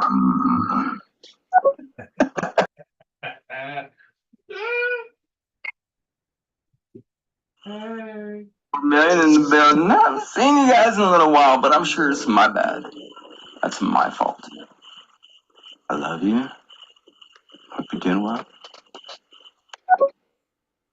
Love you. It is your fault. I'm glad it is your fault. I'm glad someone finally takes ownership of that. Go ahead, John. I say we are literally here every single week, Tuesdays, 8 p.m. Pacific. Right, you're missing his inference, John. This is about the time keep your hands away from your mouth. They're sticky. You're going to get an infection. This is about the time the show you stop reading human signals. Oh, it must be my fault. Yeah, because this motherfucker's here too. He's inferring, and why aren't we on his shows? Why aren't we coming to see him? Because he has to do all the lifting. He has to do all the legwork. Because we're here at this point, and he has to come to this. That's what he's saying. You're like, yeah, we're here. Fucking Tuesday, 8 p.m. Pacific, 11 p.m. Eastern. That's 4 a.m. Greenwich Standard Time on Wednesdays if you're across the pond. Are you across the pond? Are you across the pond? Have you had a full English breakfast? They're delicious. Dude, I am at his shows. You might not be. No, apparently you're not because he just fucking yelled at you too, John. Shut your mouth. Don't come in all hot and fucking.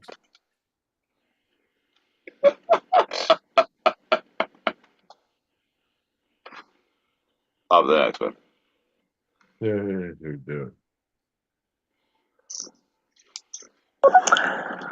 Two-Sided Pods, the erotic novel, chapter 2. I'll be right back, John L. Peacock said to the listenership. God, he loved these moments. A brief respite from the pressure of hosting an internationally followed podcast. Removed his headphones, allowing the air to circulate round his perfectly formed ears and ran his clean red locks. He realised his fingers were caught in the complex spirals of the red spun gold that was his hair, and after a brief struggle, managed to extricate them. He stood up and pulled down his shorts. He was now naked from the waist down. And with the remainder of the show like that. Ritual. Gross. Maybe. Fuck you. Fuck you, Julie. Fuck you very much. That's horrible. Because now I can never unthink that. You fucking ruined the show. You ruined the goddamn reading room for me. Fuck you, man. I'm scared, Sarge. Fuck you. She kind of ruined it for me too. A full metal jacket. Jesus Christ. John L. Peacock is fucking Donald ducking it in the green room. I think Porky Pig more than Donald Duck. I'm sorry, I don't get down on swine, man. I'm Jewish like that. Yeah, that's probably the best. Are you Jewish like that? Let's move on from that one. Bro, yeah. If I'm gonna fucking eat a cartoon character, it ain't gonna be a fucking Porky, bud. Oh, poor Donald. I'm more for Daffy. Too greasy. But if you get his skin all crispy, holy shit.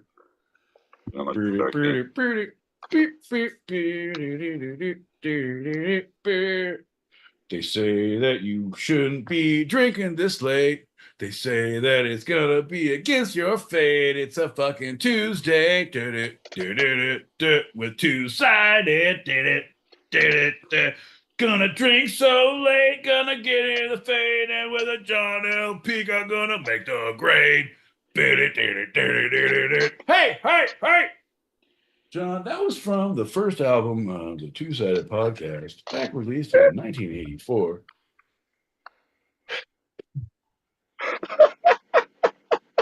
Hey! That was the remix. That was the entire song in 2003 because they needed money. Well, the whole thing is the kids loved it, and it's a big sing-along. It was a top charter, came out at number 7 on the billboards, topped out for 2 weeks straight. Let's hear it again, everybody. Hey! And that's once more the number 7 hit from 2020. You're welcome for listening. Cheers, everybody. Cheers, everybody. Hey, you're welcome for listening. Holy crap.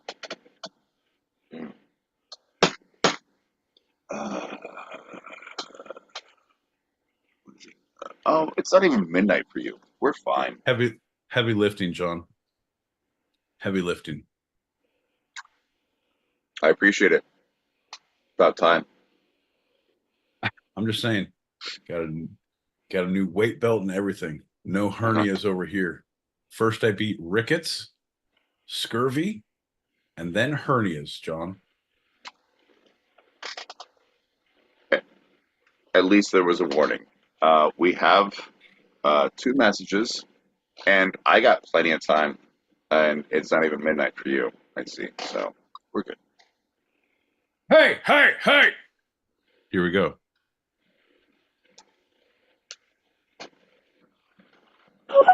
My favourite restaurant for Bisky is, of course, Bisky Business. But I've actually had to give up. I go to a support group. It's called Biscuit. You're welcome. Have you or someone you know and love had a problem with Bisque? Well, here at Bisquick, we understand and we can relate. With our 12-step program for only 79 payments of $48.99 bi-monthly, twice weekly, for 74 years, you too can be bisque free. Oh, I know what you're thinking, but it's so good to be in that bisque binge. It's all creamy and crawfishy. Well, sometimes shellfish ain't the way to go. The world may be your oyster, but you could still be allergic to shellfish. Anyway, here at Bisquick, you'll no longer have the need to go to those horrible places down in the Bisque district. Bisky Business, Bisques Are Us, Holy Bisque, Bisque, and all the other iterations that one may come up with from the Bisque logo. Trademark, copyright, circa 2024, Two-Sided Pod. Lick your couch. You're welcome for listening. I want to shake you like a baby.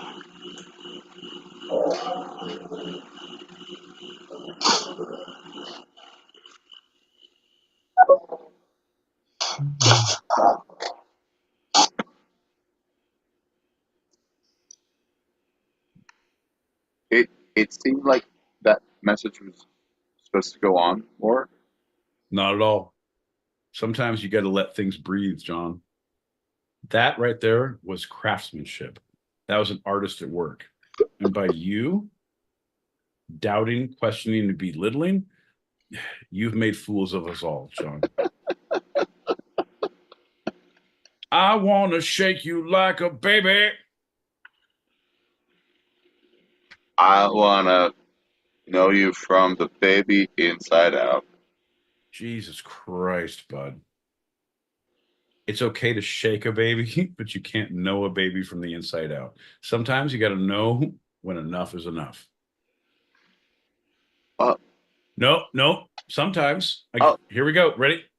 Sometimes you got to know when enough is enough. Your whole childhood is flawed. We're all pink on the inside. God damn it, John. I'm so happy to say your whole childhood is flawed. Come on.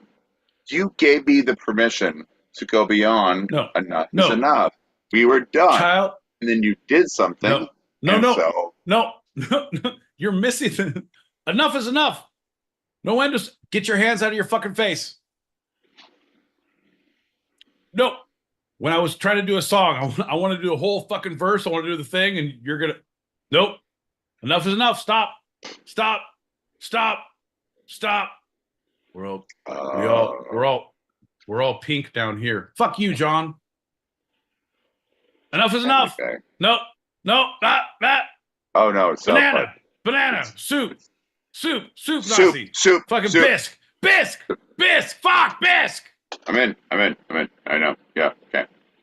It was South Park. There it is. Turns out it's bisque. or mukbang. Meat grub. All right, we got another back at the top. Someone apparently has a reaction.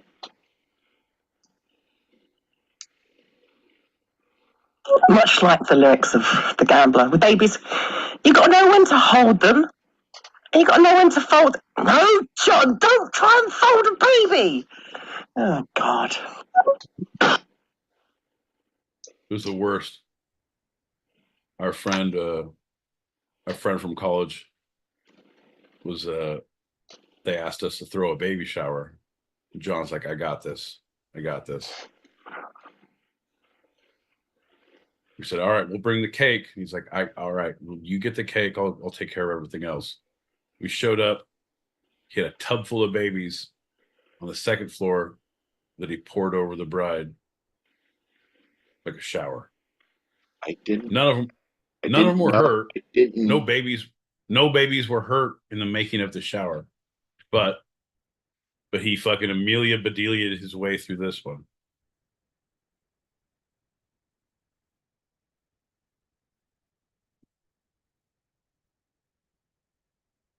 You're not going to come again, that's for sure.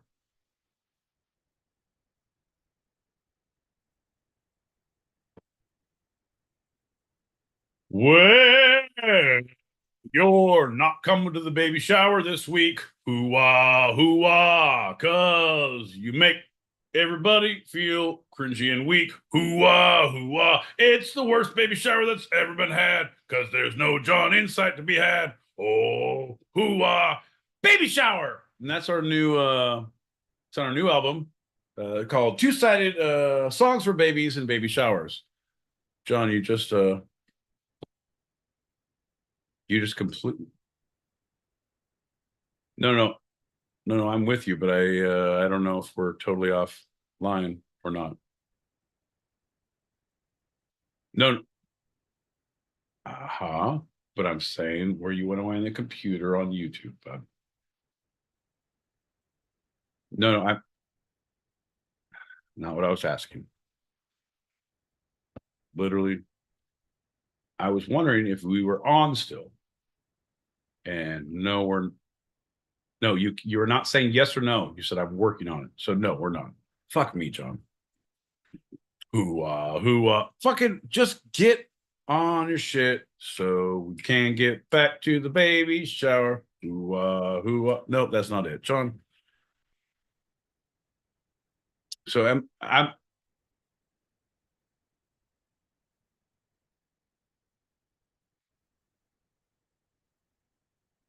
or no, I have no idea because oh no, it says I am. No, it says I am. Well, folks, it's about goddamn time. It's about goddamn time. Can they hear you? Can people hear you on the YouTube or no?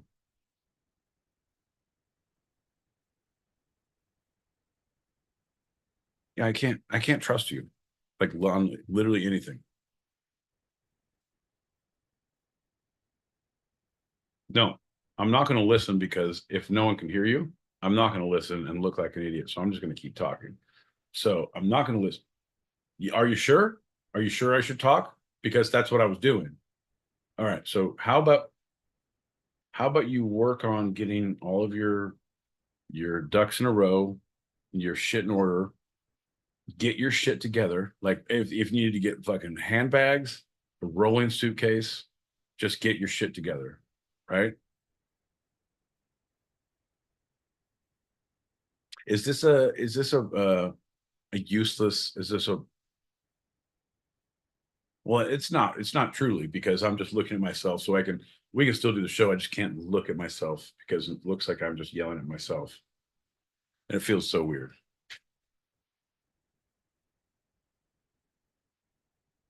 Ladies and gentlemen, your friend and mine, the man of the hour, the peacock of the year, the ginger with the most minger, John L. fucking Peacock. It's going to take like 7 more days. Okay, pop in this packet.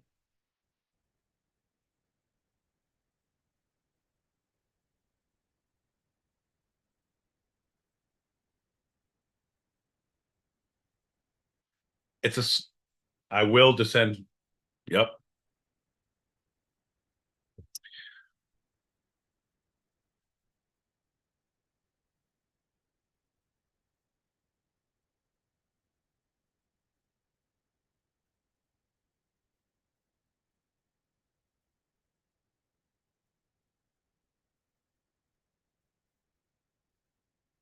Jesus Christ. No one wears pants anymore. This is horrible. Welcome to the green room where pants are not optional.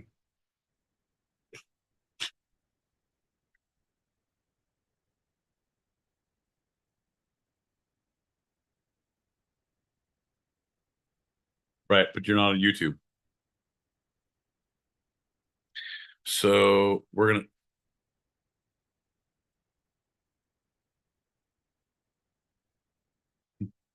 folks, ladies and gentlemen, boys and girls, let me just tell you, because not only did Julie just nail this, it is a man slowly descending into insanity. We will play the message again, but what just happened is John just hooked it up so we could play the message that Julie left. And it was about like, oh yeah, we can't hear John at all. And it's just watching a man go slowly into the depths of insanity. I'm like, yeah, as we're both quietly listening. And then halfway through, like, nobody can hear this, but right? Like, we're fucked. Huh. Only the people, huh.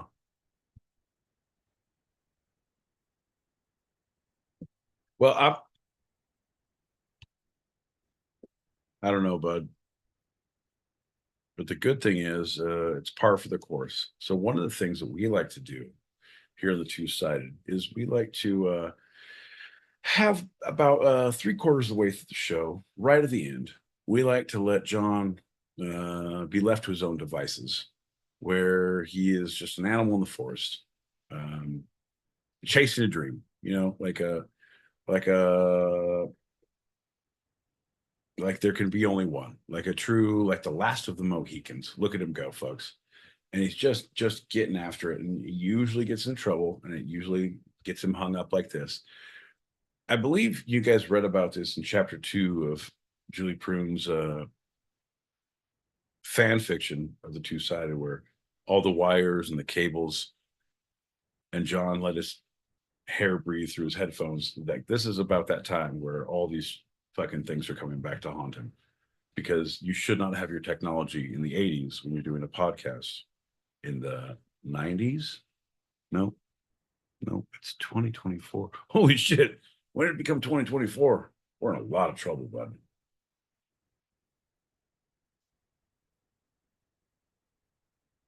Nothing. I can still hear you. You can talk on the.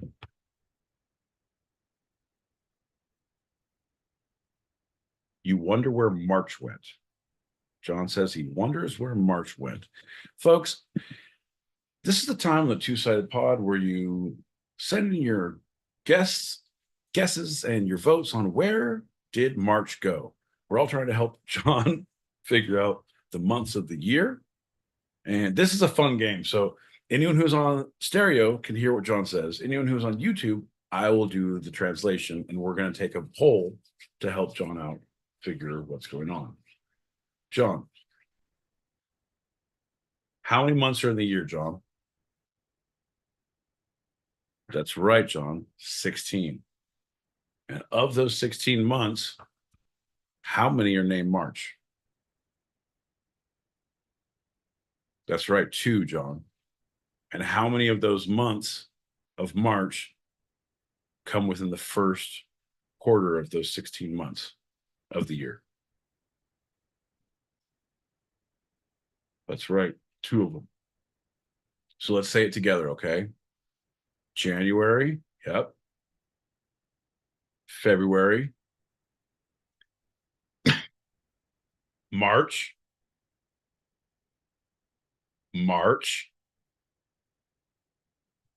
April. So within the first 5 months, there's 2 Marches. So when one asks, where did March go? It was back there right before April, those 2 months.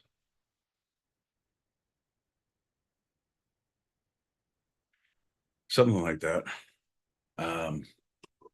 So we're slowly but surely figuring this out. It's an exercise in futility, folks. This is what it felt like for Sisyphus when he rolled his giant fuck your couch boulder up the hill. Like, there's no end in sight. It's not going to end well for anybody, but we're going to keep on trying, because that's what John would want from us. This is like, it's kind of like a memorial for John on the YouTube, because now I can just talk about John and no one hears his voice, and he's just like the ghost in my head. Here's the deal. John would really want me to say that he was a good man. He was a tall man. He was a man who hated buttons.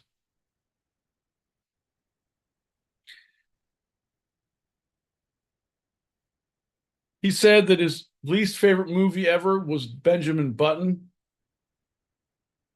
And he wants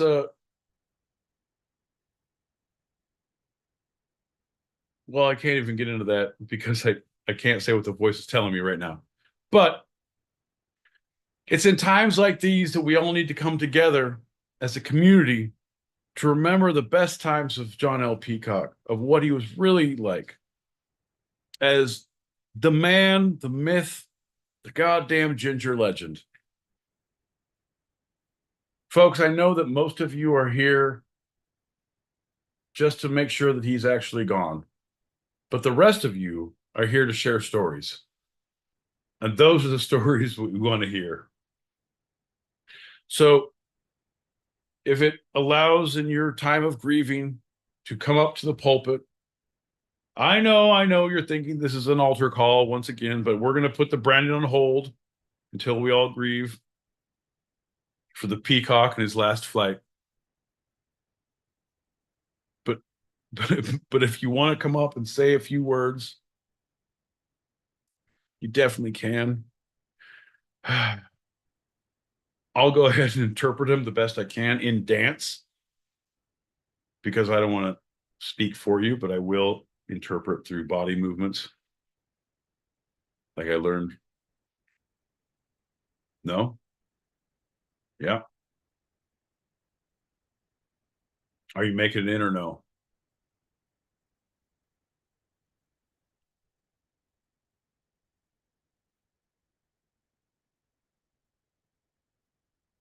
All right.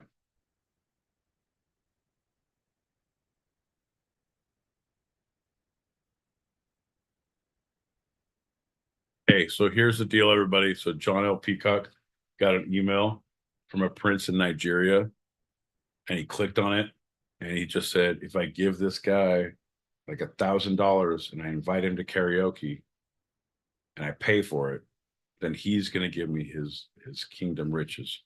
Anyway, his computer's locked up right now, but once it goes through, he's going to get a shit ton of money. So at this point, we're gonna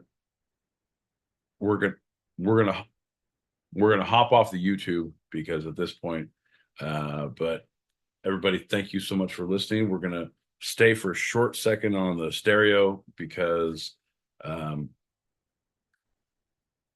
body's willing, the spirit is not able. What are you gonna do?